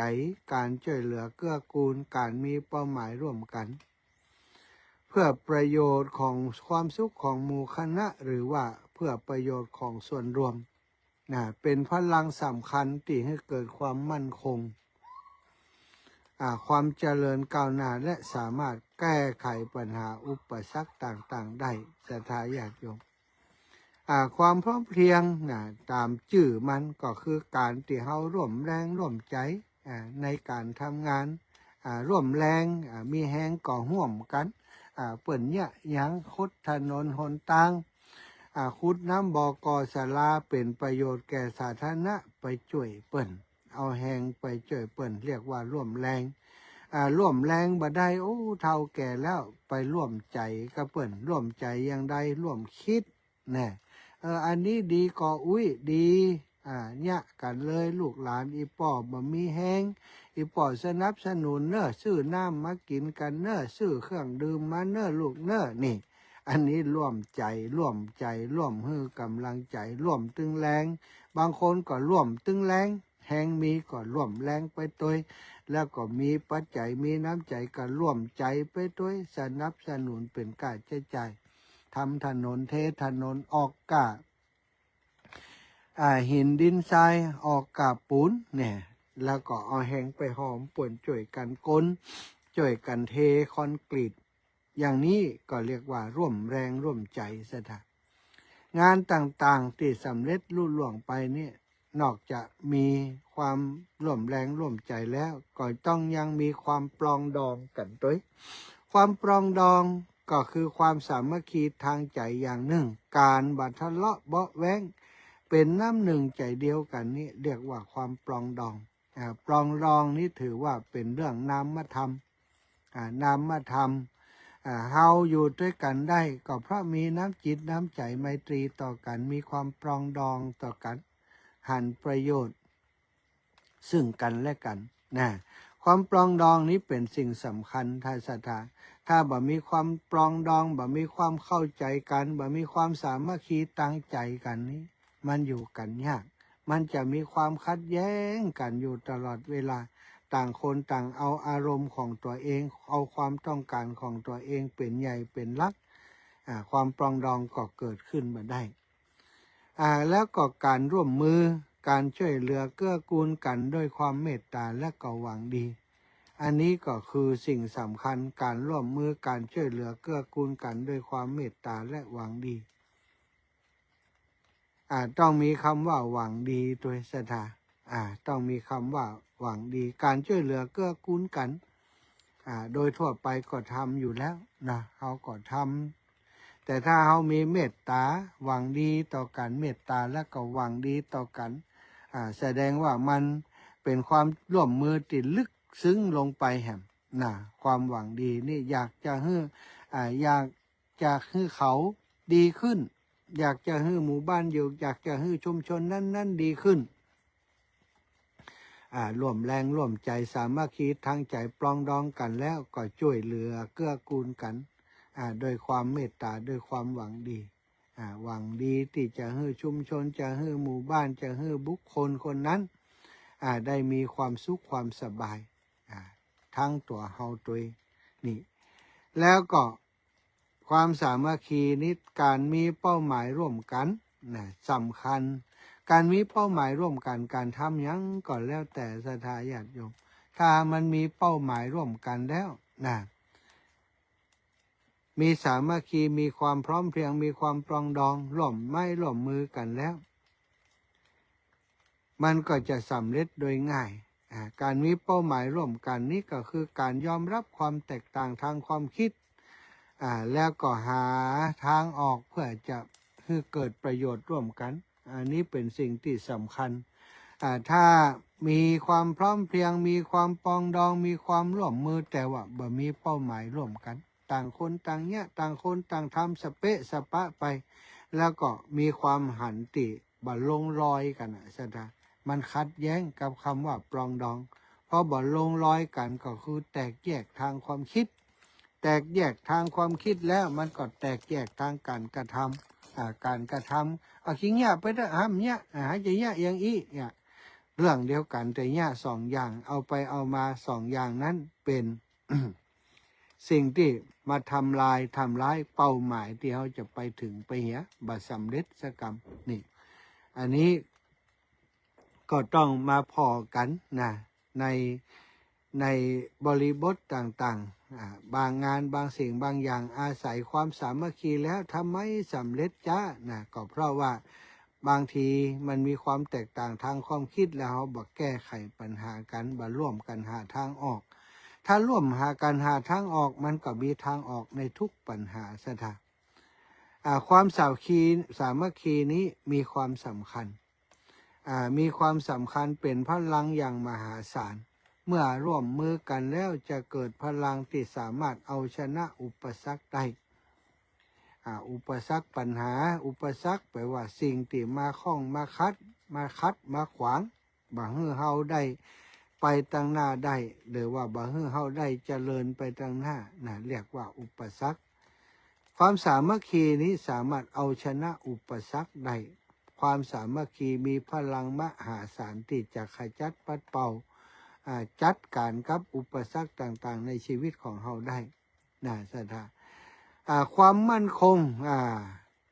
สามัคคีนั้นจะเกิดความมั่นคงทำให้หมู่คณะและสังคมของเฮาอยู่ร่วมกันอย่างมีความสุขสู่ความสงบแล้วก็จะทำให้สังคมที่เฮาอยู่นั้นเจริญก้าวหน้านำไปสู่ความสำเร็จของงานต่างๆและการพัฒนาสังคมหลักธรรมที่ส่งเสริมความสามัคคีก็คือรักษาศาลานิยธรรมเป็นทางสร้างความสามัคคีเช่นช่วยเหลือกันทำต่อกันโดยเมตตาพูดต่อกันโดยเมตตาคิดต่อกันโดยเมตตาหวังดีแบ่งปันรับผลให้ดีเหมือนกันเนี่ยกล่าวโดยสรุปแล้วความสามัคคีคือหัวใจสำคัญของการอยู่ร่วมกันอย่างสงบสุขและนำไปสู่ความเจริญรุ่งเรืองในระดับครอบครัวในระดับชุมชนในระดับองค์กรในระดับประเทศนี้เป็นสิ่งสำคัญเราจะหันว่าเมื่อประเทศมีปัญหาบ่สงบสุขมีความเดือดร้อนไปทุกข์ยากนั่นก็เพราะก่อนแตกความสามัคคี ในรุ่นอีป่ออีแม่ตั้งหลายจะได้หันความขัดแย้งที่ทำให้ประชาชนในประเทศชาติมีความสุขหลายๆครั้งหลายๆคราด้วยกันหลายๆครั้งหลายๆคราเกิดจากเรื่องการปกครองในเรื่องการเมืองในเรื่องความหันที่บ่ลงรอยกันในเรื่องผลประโยชน์ที่มันบ่ลงตัวนี่นักการเมืองจะมีเรื่องผลประโยชน์เข้ามาเกี่ยวถ้าทำอย่างไปก็หวังจะได้นู่นจะได้นี่ทำได้สมหวังแล้วก็ตีโพยตีพายเดือดร้อนสร้างปัญหาตุบบ้านตุบเมืองหาหมู่หาคณะมาเป็นพวกพ้องเพื่อนฝูงตั้งก๊กตั้งแก้งขึ้นมาสีโน่นสีนั่นสีนี่สีนี่นับถืออย่างสีนี่เอาอย่างเป็นลักเป็นเกณฑ์สีนี่เป็นกลุ่มใดนี่บางทีก็เอาเรื่องสีเข้ามาแต้มมาป้าย จริงๆแล้วบ่มีสีอย่างไม่สีธงชาติสีธงไตรลงสีชาติไทยด้วยกันหมดแต่พอผลประโยชน์มันเข้ามาเกี่ยวข้องผลประโยชน์ส่วนตัวเข้ามาเกี่ยวข้องบ่ได้เอาผลประโยชน์ของส่วนรวมเป็นหลักเอาส่วนประโยชน์ของตัวเองมาเป็นหลักในการตัดสินปัญหาต่างๆถ้าคนนั้นคนนี้คัดขวางผลประโยชน์ของตัวเองก็ถือว่าเป็นศัตรูนี่ เนี่ยอย่างใดก็ต้องสร้างพวกขึ้นมาสร้างความชอบธรรมขึ้นมาบานี้มันบดีเนอะมันขายบ้านขายเมืองเนอะจริงๆแล้วมีบอกว่าใส่ร้ายป้ายสีใส่ร้ายว่าเปิ้นจากคนดีว่าเปิ้นบดีเปิ้นคัดขวางตัวพ่อตัวทุจริตพอเป็นอย่างอ่านปุ๊บบ่พอใจก็บอกว่าหมอนี่มันคัดขวางความเจริญความเจริญจะนำความเจริญมาสู่หมู่บ้านมาสู่ชุมชนอย่างนี้มันบ่หันตัวเพราะมันบ่มีผลประโยชน์นี่มันมาคุยมันมาเดือดร้อนมันมาอย่างโน้นอย่างนี้ฟ้องร้องกันขึ้นลงขึ้นศาลทะเลาะเบาะแว้งกันขยายวงกันไปขยายปงจากปีจากน้องเพื่อนพ้องน้องพี่ก็มาเข้ากันกับหมอนั่นกลุ่มนี่เสร็จแล้ว ก็เกิดความแตกแยกพอเกิดความแตกแยกศรัทธาญาติโยมอย่างน้อยคนสองคนก็พอหน้ากันบัดทิศหันหน้ากันก็บ่พอหน้ากันบ่พอพีจีดูกันทางที่บางคนนี่ติดทะเลาะกันทางการเมืองนี่ต้อง ศรัทธากินข้าวจุบปากกันมาก่อนอยู่ด้วยกันหู้ไส้หู้พุงกันมาก่อน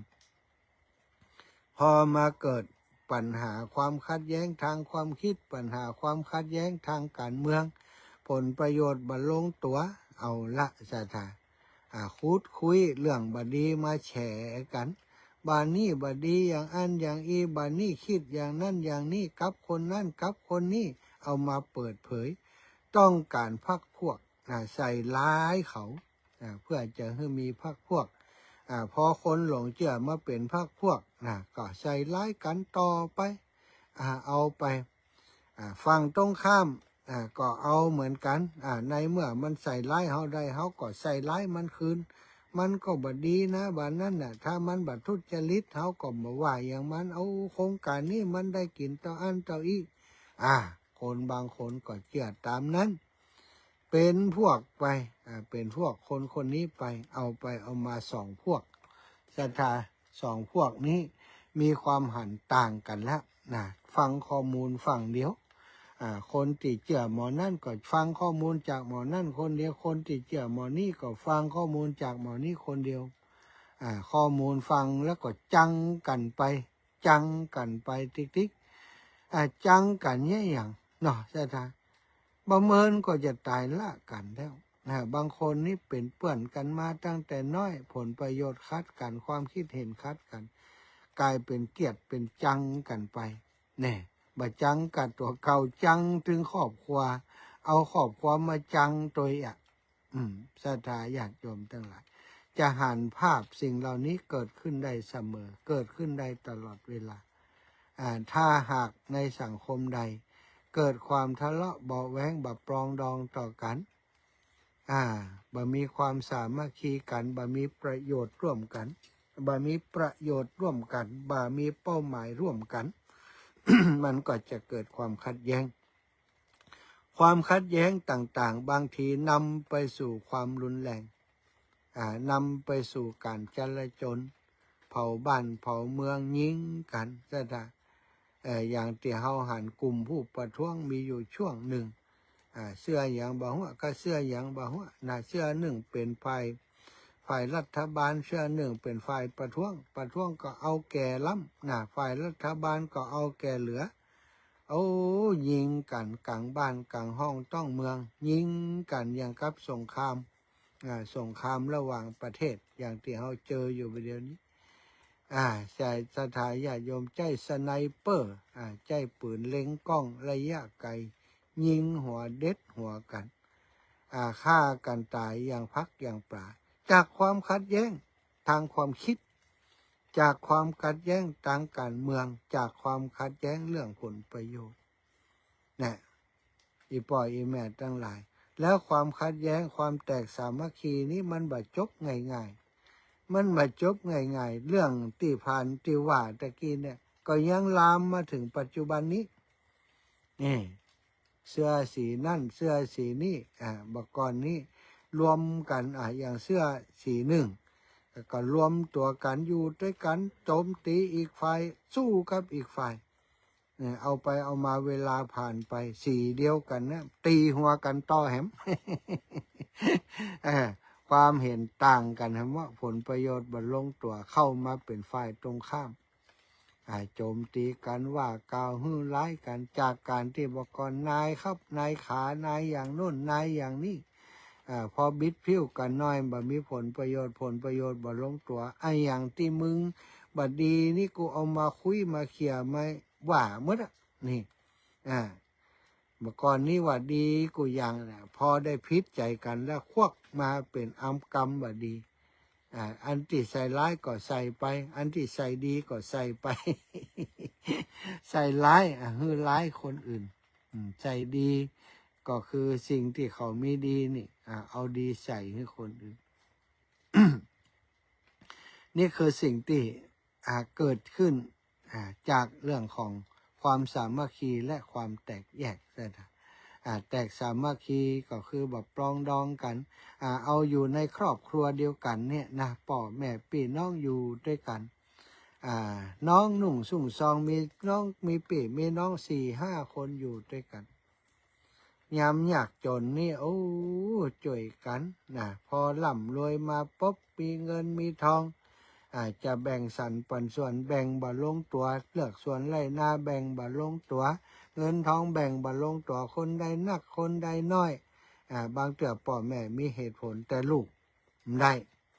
ต้องได้นักกว่ามันต้องได้น้อยกว่าถ้าประโยชน์แล้วจะต้องได้นักกว่าเปิ้นถ้าเสมอกันนี้บางคนบ่ชอบบางคนก็ชอบเสมอกันเท่าเทียมกันบางคนก็ชอบตีว่าโอเคคนนั้นมีความจำเป็น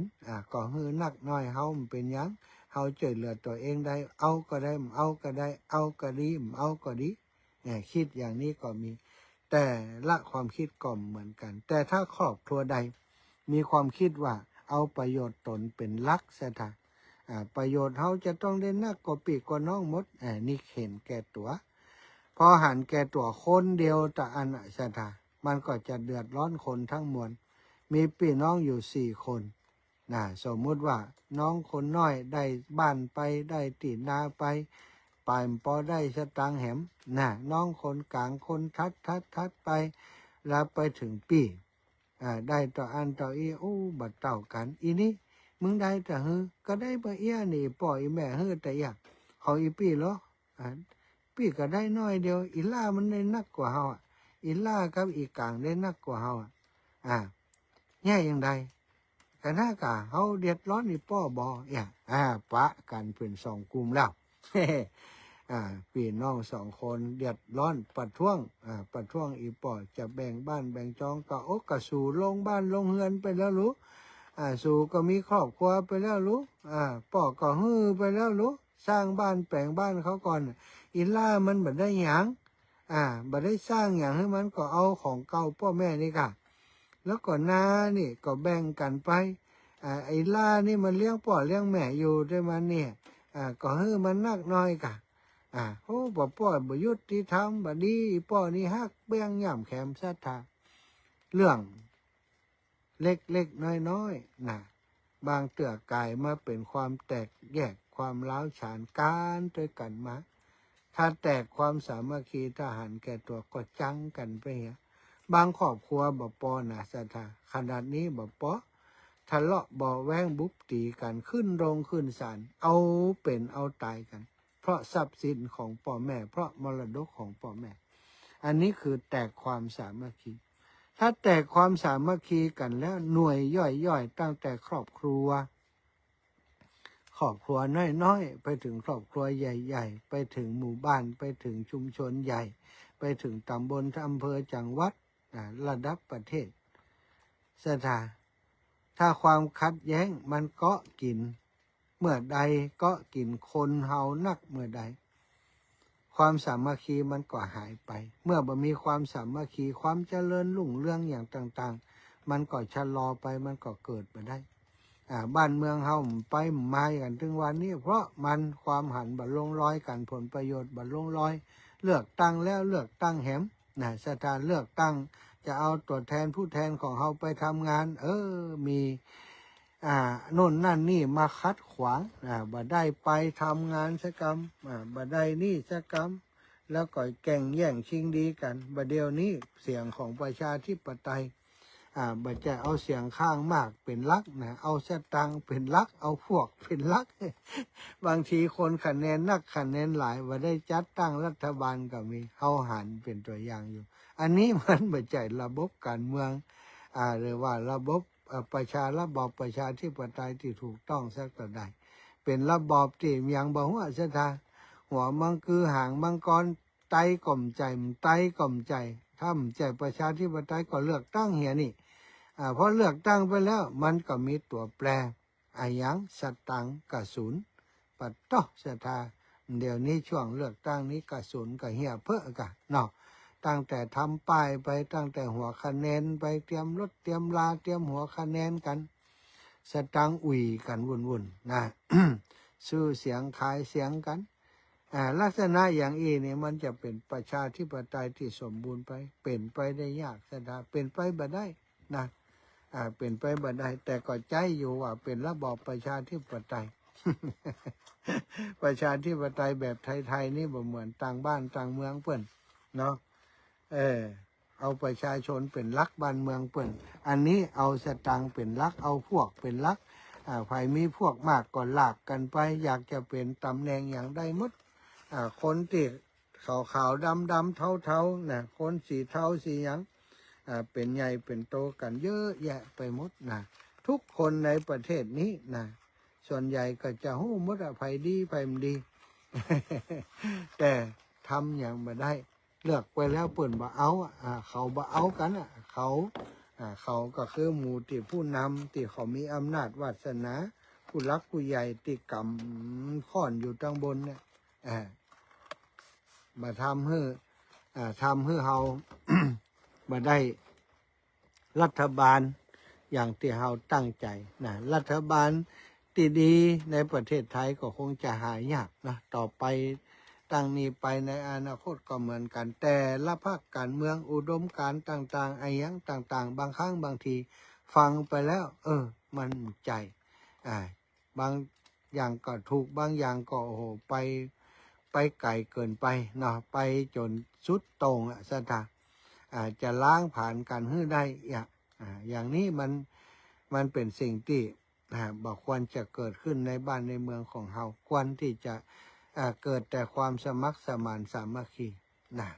ความแตกแยกกันความบาสามัคคีกันเป็นสิ่งที่พระพุทธองค์ทรงตรัสว่าเป็นความเสื่อมที่สุดของสังคมของโลกของมนุษย์ที่อยู่ด้วยกันนะ แม้แต่สังคมสงฆ์นะสมัยพระพุทธกาลที่พระพุทธองค์ทรงมีพระชนอยู่ ก็มีการแตกแยกกันหลายครั้งหลายคราว เกิดสังฆเพศอย่างพระเทวทัตนี่เทวทัตนี่ก็ถึงกับต้องการจะมาครอบครองต้องการจะมาเป็นใหญ่แทนพระพุทธเจ้าซะทางไปขอพระพุทธเจ้าว่าจะบริหารคณะสงฆ์เองพระพุทธองค์พักผ่อนเท่าแล้วว่า จะขอบริหารเอง พระพุทธเจ้าว่าโอ้เทวทัตถ้าเฮาจะพึงมอบคณะสงฆ์ให้ไผ่ผู้ใดผู้หนึ่งก็มีพระสงฆ์ที่มีวัยวุฒิมีคุณวุฒิมีความน่าเลื่อมใสของคนทั้งหลายของพุทธบริษัททั้งหลายหลายรูปหลายองค์ท่านกัสสปะก็ดีท่านสารีบุตรโมกขลานะแม้กระทั่งอานนท์ก็ดีอนุรุทธะก็ดีเหล่านี้เป็นที่น่าเชื่อถือของคนทั้งหลายแต่ว่าถ้าจะมอบให้เธอนะคมใจเนอะเทวทัตว่าแต่ว่าเฮานี่บ่มอบให้ไผเพราะเฮายังมีชีวิตอยู่เฮาก็จะดูแลคณะสงฆ์อย่างอี้ไปเธอบ่ต้องมาอ้างความชราความเหนื่อยความหยังเฮายังมีกำลังที่จะสู้อยู่บ่ต้องเป็นห่วงเทวทัตก็เกลียดซะทางพระพุทธเจ้านี่บ่ฮือเกียรติว่าความจริงตัวเองเนี่ยมักใหญ่ไฟสูงพระองค์ฮู้ว่าจะเกิดความเดือดร้อนครับสงฆ์ถ้าหากเอาคนพาลคนนี้ไปเป็นผู้นำ ก็เลยบ่อนุมัติบ่อนุญาตถ้าอนุญาตก็ไม่ใจมัน จะเทวทัตต้องเป็นคนอื่นเทวทัตก็เลยโคดนำสงฆ์ส่วนหนึ่งออกไปตั้งพรรคใหม่พรรคเทวทัตไผที่จะปฏิบัติแบบเฮาหล่อพระเทวทัตเปิ้นพระพุทธเจ้าอนุญาตว่าพื้นที่ที่ใดที่กันดารมีสิ่งกีดขวางมีอย่างที่ลำบากสามารถใส่รองเท้าได้เทวทัตว่าบ่ให้ใส่ทุกกรณีนี่แล้วก็ พระพุทธเจ้าว่าฉันอาหารไม่เป็นไรมาได้ห้ามว่าฉันเนื้อบางอย่างที่พระพุทธเจ้าห้ามจ้างก็ดีงูก็ดีมนุษย์ก็ดีพระพุทธเจ้าห้ามไว้บ่ให้ฉันเนื้อเหล่านี้ให้ฉันอย่างอื่นนี่ได้ที่บ่ได้ห้ามไว้ก็คือฉันได้เทวทัตบอกว่าไม่ห้ามบ่ให้กินเนื้อทุกอย่างนี่จะเอาเหนือกว่าพระพุทธเจ้าโอ้ไอหมู่บทใหม่ฟังแล้วก็เข้าท่าดีนี่ลูกปี่เฮานี่เน็ตกว่าพระพุทธเจ้านี่ โตยกันไป โตยไปอยู่กับเทวทัตจะตายยันแต่สุดท้ายเทวทัตก็โดน หมู่ที่เป็นลูกศิษย์ตัวไปนั่นน่ะเนาะซ้อมจนกระอักเลือดตายในที่สุดแผ่นดินสูบนะเนี่ยก็ความแตกแยกความทะเลาะเบาะแว้งที่มีเกิดขึ้นในสมัยพุทธกาลแล้วก็หลายครั้งไม่ใช่ครั้งเดียวนะแม้กระทั่งที่เกิดกับคณะสงฆ์ในตอนนั้นที่เป็นเรื่องใหญ่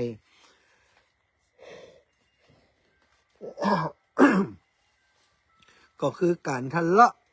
ของพระภิกษุสองกลุ่มกลุ่มหนึ่งเป็นธรรมกถึกกลุ่มหนึ่งเป็น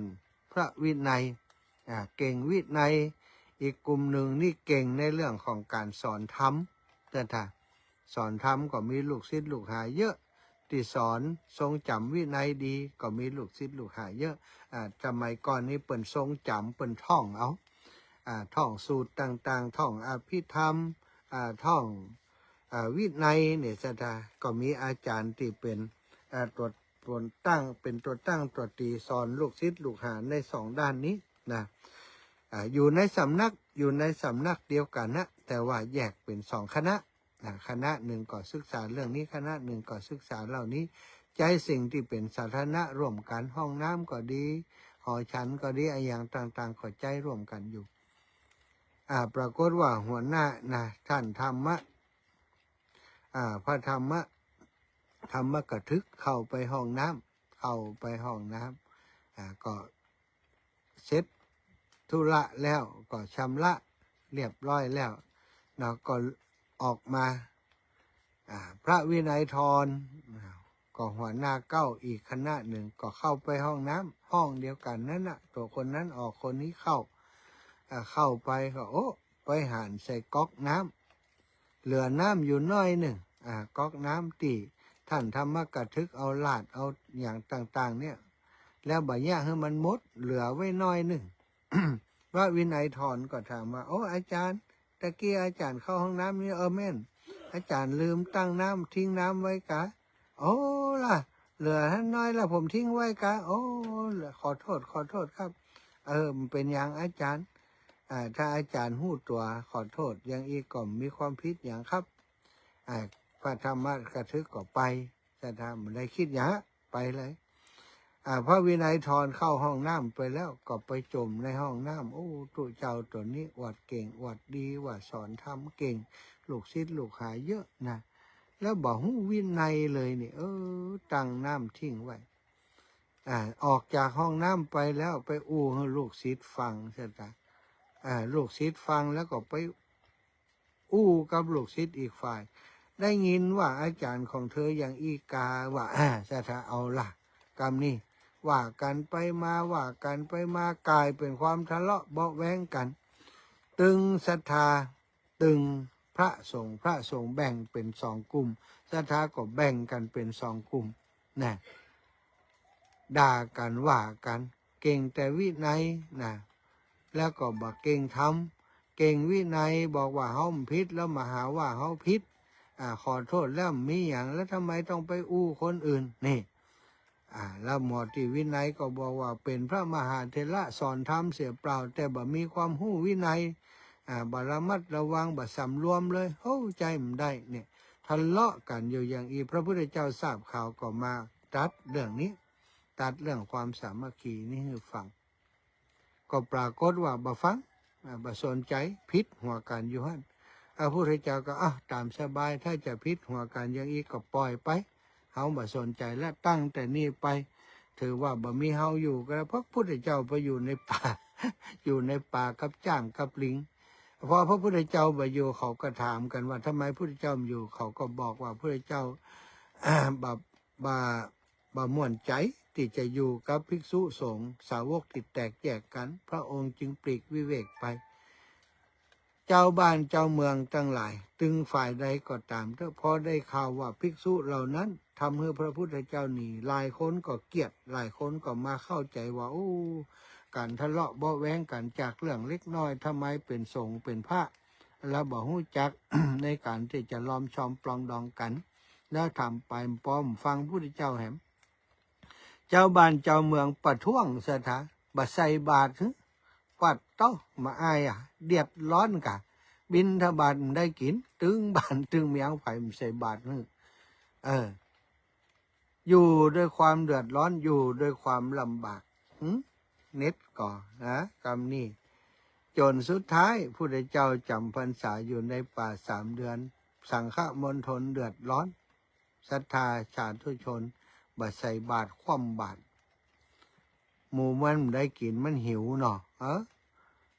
สุดท้ายก็ส่งทูตไปหาพระพุทธเจ้าว่าตั้งนี้ไปมันพิษหัวกันเนาะจะฮักกัน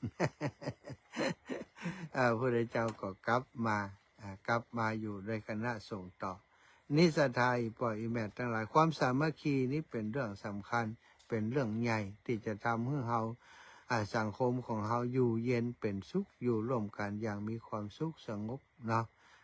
ศรัทธาพอเวลาแล้วก็คงจะปั่นเวลาให้แหมสักเล็กน้อยสัก15 นาทีให้ศรัทธาญาติโยมได้โทรเข้ามามาจากันเนาะมาจารายงานผลการรับฟังอยู่ที่ไหนอยู่ตังใดฟังจากสถานีใดชัดเจนหรือบ่ชัดเจนอย่างใดแจ้งบอกกันมาได้คงจะได้แหมสัก10 สาย08088444173เนอะ08088444173ถวายความเคารพครับตุลุงโอ้ยหายไปหลายวันนะอาจารย์ไปไหนมา เขาไม่ได้ไปไหนยังอยู่ ฟังดีฟังอยู่อาจารย์อู้น่าดูเลย สาธุครับเข้าตาแล้วแก๊ปดี เข้าแต่แลบแก๊บเลยไปบินทบาทหรือยังไปบินทบาทไหวไหมหมดไป ตุลุงนี่มาเร็วไปเร็วตุลุงติดพี่น้องต่างเมืองน่านนี่เงียบไปแต่เนอะสถานีวิทยุเมืองน่านนี่สี่คำเรดิโอกับไอ้อย่างนี่ภูเพียงนี่แม่บัวผินนี่ตื่นนี่ยังแม่บัวผินแม่สีแพรพิพาแม่พี่น้องบ้านเสนียนตื่นได้ยังกันแม่ซุกแก้วสอนศรีนุสรศรีลาพรศรีเตี้ย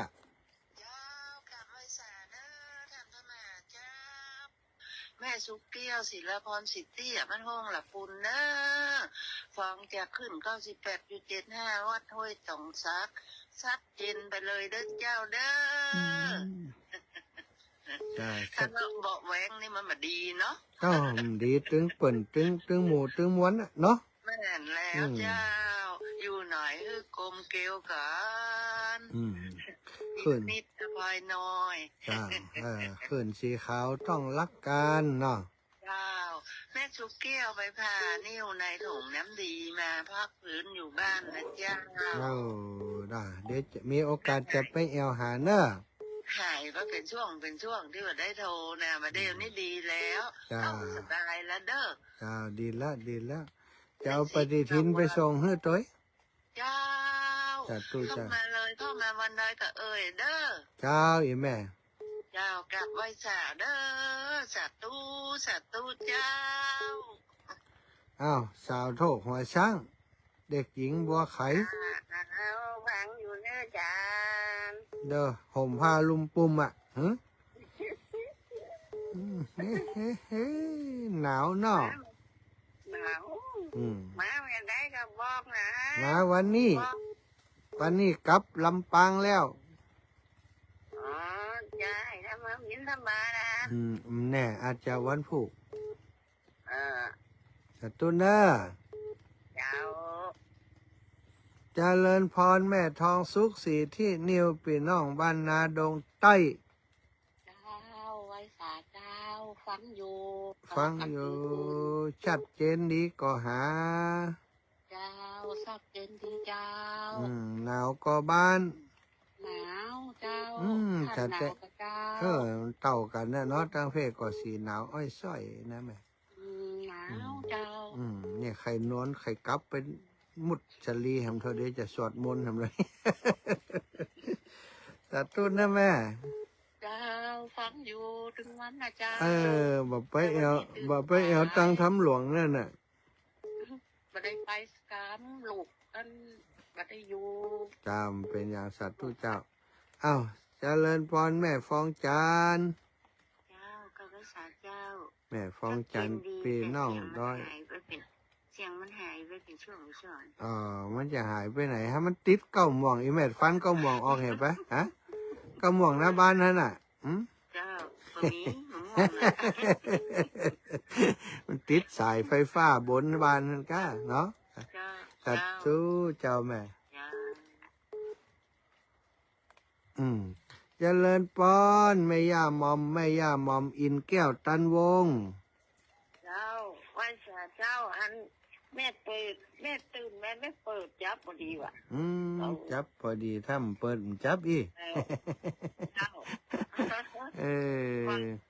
ข้างไว้ห้ากะ ฮะ ข้างไว้ห้ากะห้ามไหลกะ อันแม่ฟังท่านก็อู้ม่วนดีเหรอเจ้า อุ้มม่วนดีกะ เจ้า อ๋อไฟว่าอุ้มม่วนนะฮะ ฟังเนอะฟังท่านอู้ก็เป็นรับไปเนี่ย แต่ตู้แม่เจ้า เจ้าชัดเจนดีเนอะ บุญรักษาดีแล้ว เจ้าไหว้สาเลยเจ้า เจ้าเปลี่ยนน้องบ้านน้องเต่าคำนี่หายไปเมินนักแกนี่ เจ้าอ่านอาจารย์ ดูดีสบายกะ สบายเข้ากำท่านอาจารย์กำลังเริ่มมานี่ บ้านนี่แม่นะเข้ากำอย่างลูกขมุน เข้ากำถมที่ดินบ้านเจ้า ดีกะโตกลางพูนนี่เข้าก วันนี้ถึงวันที่1 คุณหาค่ะอาจารย์ ำดูปัทรงานใหญ่นี่ทั้งตำบลมาหมดอะกะ เจ้าทิ้งตำบลเจ้า ดีเนาะถงที่ดินได้แหมได้เดือนนี้ได้ที่ดินครบแล้วกะ ยังเจ้าพังหลายแสนอยู่ ทุกทางปุ่นเป็น วันนี้อยู่เจ้าเมื่อเจ้านี่เข้าวันแรกถึงเอาวันที่1นะเจ้า ทางปุ่นนี่หาสตังค์ง่ายปอเลี้ยงไม่เลี้ยงนักเนาะแม่เนาะฮะ ฉันกับวันแรกเจ้า ไม่เลี้ยง อาจารย์ ไม่เลี้ยงเคี้ยววันก็ปอเลิกแล้วเจ้า หลานน้อยตื่นล่ะหลานน้อยตื่นล่ะ ยังเจ้าเจ้าอยู่ค่ะ แต่ตู้มีโอกาสไปปุ่นจะแวะไปหาแม่ เจ้า สาธุ ฟังอยู่ทุกท่านเจ้านะอาจารย์ ดีแล้วเป็นกำลังใจกันจ้ะ อาจารย์ขอบคุณเจ้า สาธุค่ะ เจ้า แม่ดาราหนองแผกสารปี อันนี้ก็หายไปเมื่อนี่ โอ้แต่รู้วันนี้ไม่เปิดมันตัดพอดีไม่ออกไป ตัด จุดเทียนแล้วประเดี๋ยวนี้ โอ้ จะเรียบร้อย โอ้ยคนแก่จ้ะมันบัดทีเจ้าบัดเจ้าหาย มันบัดทีโตบัดทีก็เลยหยางก่อนวันนี้บุญมีอยู่เนอะ ดีกะขอบคุณแม่ ขอบคุณหลายท่านผู้ขอม่วนเสร็จขอม่วนจะดุ้งตื่นลุกไปจุดเทียนบัดเดี๋ยวนี้ไหว้พระเรียบร้อยจ้ะ ดีแล้วจ้าบุญรักษาอยู่ดีมีสุขเนอะแม่เนอะ โอ้ท่านก็ทั้งแต่เนื้อแต่ตัวเนอะ จ้า เจ้าบ้านเจ้าจองอย่างเงี้ย จ้า ม่วนเนอะ เจ้าขอบคุณจัดตู้เจ้าแม่ เจ้า เดี๋ยวนี้เป็นยังใบไหนบอกเขาอ้อมหมอเขาขับรถ นะ ที่2แล้วนะท่านแล้วแม่ขับรถขี่ได้อยู่ที่เสือหมอบ ระวังเอาเนอะอย่าเนอะสัตว์ตู้เจ้าแม่บัวเย็นจันทบเตรียมคนแล้วยังนี่มาแล้วกะ หลังตื่นนี่ ตื่นจะอาบน้ำนี่ ดูอาบน้ำอยู่เฮ้ยหนาวรถ7 โมง มาถึง9 โมงเป็นประธานเนอะเป็นประธานวางศิลาฤกษ์บุดแวะหาปั่นแก้วกำนอง นะปั่นแก้วกะจนมาล่ะจนมาไปแม่ จนมาด่ะ ได้จะไปหาเปิดนะกำที่ไหนแม่จะเตรียม จนมาทำมาก็แม่หืมบอกจันปันแก้วโอ้เปิ่นวัดหิมบันจันปันแก้วเปิ่นกับมาเพ่นน่ะท่านอาจารย์พระครูร้องเจ้าน้ำเพออะวัดพระบาทแม่ว่าเปิ่นก็อยู่ใกล้กันฮะจนเปิ่นวันเนอะอาจารย์ไปให้กำลังใจอาจารย์สมชาติด้วยกันนี่น่ะขากลับจะแวะหาอาจารย์นี่น่ะถ้าไปผมแวะนี่น่ะเด้อ จ้า กูเลยสาธุไหมด็อกเตอร์ปันแก้วด็อกเตอร์แล้วเนอะอาจารย์ด็อกเตอร์ปันแก้วแล้วเป็นด็อกเตอร์แล้ว อ้าวศรัทธาญาติโยมที่ฟังรายการอยู่ทุกคนทุกท่านเนาะต้องขอบคุณที่โทรเข้ามาอูมาจ๋านะเอ้าโพธาราม นมัสการเจ้าไม่ฟังอยู่ พี่น้องลาดบุรีโพธารามสุกแก้วคำอ้วน เจ้าถ้าอาจารย์อันจะเอาปฏิทินส่งแม่มัน ปีหน้าก่อนไหม ได้เลย ปีหน้าก่อนย่ำมีเวลาได้เข้าไปเชียงใหม่เถอะนะ เจ้าก็เป็นอย่างเจ้า เข้าไปนี่เลยสาธุ เจ้า พอของคนอื่นไปก่อนนะ เจ้าของแม่ทีหลังเนาะ อันนี้ก็น่ะกลางปีว่าจะทรงนะ เจ้า สาธุค่ะ เจ้า อ้าวแม่สมบูรณ์วงแสนสายสุดท้าย เจ้าภาษาตุลกก็เป็นรู้ไหน บ้านแม่หมอกกลาง อ๋อเจ้าหนาวก็จะวน เจ้าหนาวกะ หนาวกันบ้านเขาก็หนาวขำมากหนาวมาก เจ้า เจ้าชัดเจนดีนะ อ๋อชัดเจนดีเนาะใช้ได้เนาะ เจ้าน่าจะกลับมาก็มาได้ วันนี้ก็ไปละวันนี้เสร็จวางศิลาฤกษ์แล้วก็กลับละ เจ้าทางปลอดภัยแล้วลูกเออ สาธุค่ะ จ้าแค่คิดถึงลูกนะ จ้าเจริญพร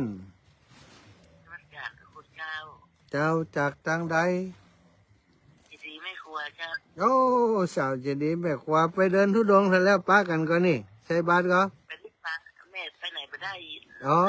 อยู่บ้านล่ะจะดีแบบว่าน อนเตียงนอนลูก ตุลุงวิเชียนเนาะ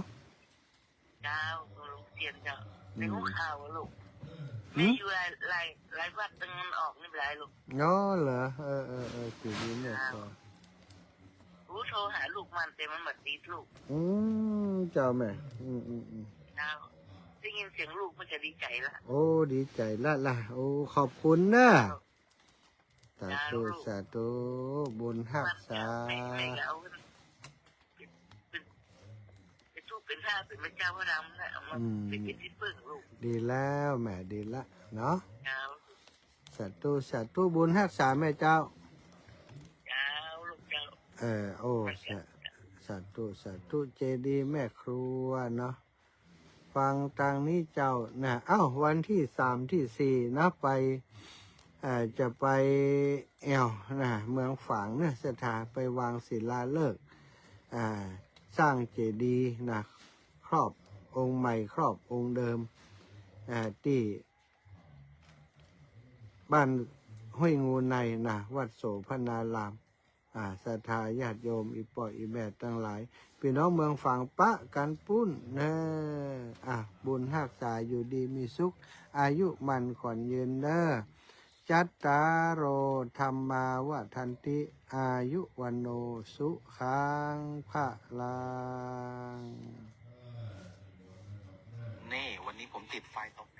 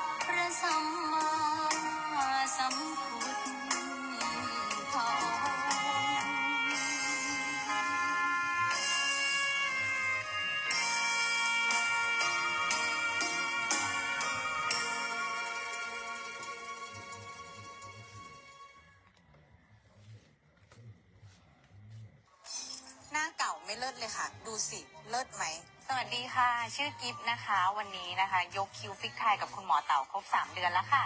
ปัญหาก่อนหน้านี้นะคะกิฟต์จะมีปัญหาเรื่องของหางตาตกค่ะ แล้วก็ในส่วนของคิ้วกับตาเนี่ยจะอยู่ค่อนข้างชิดกันทำให้หน้าดูเศร้าแล้วก็ดูไม่สดใสค่ะ แผลเล็กมากๆค่ะสำหรับแผลยก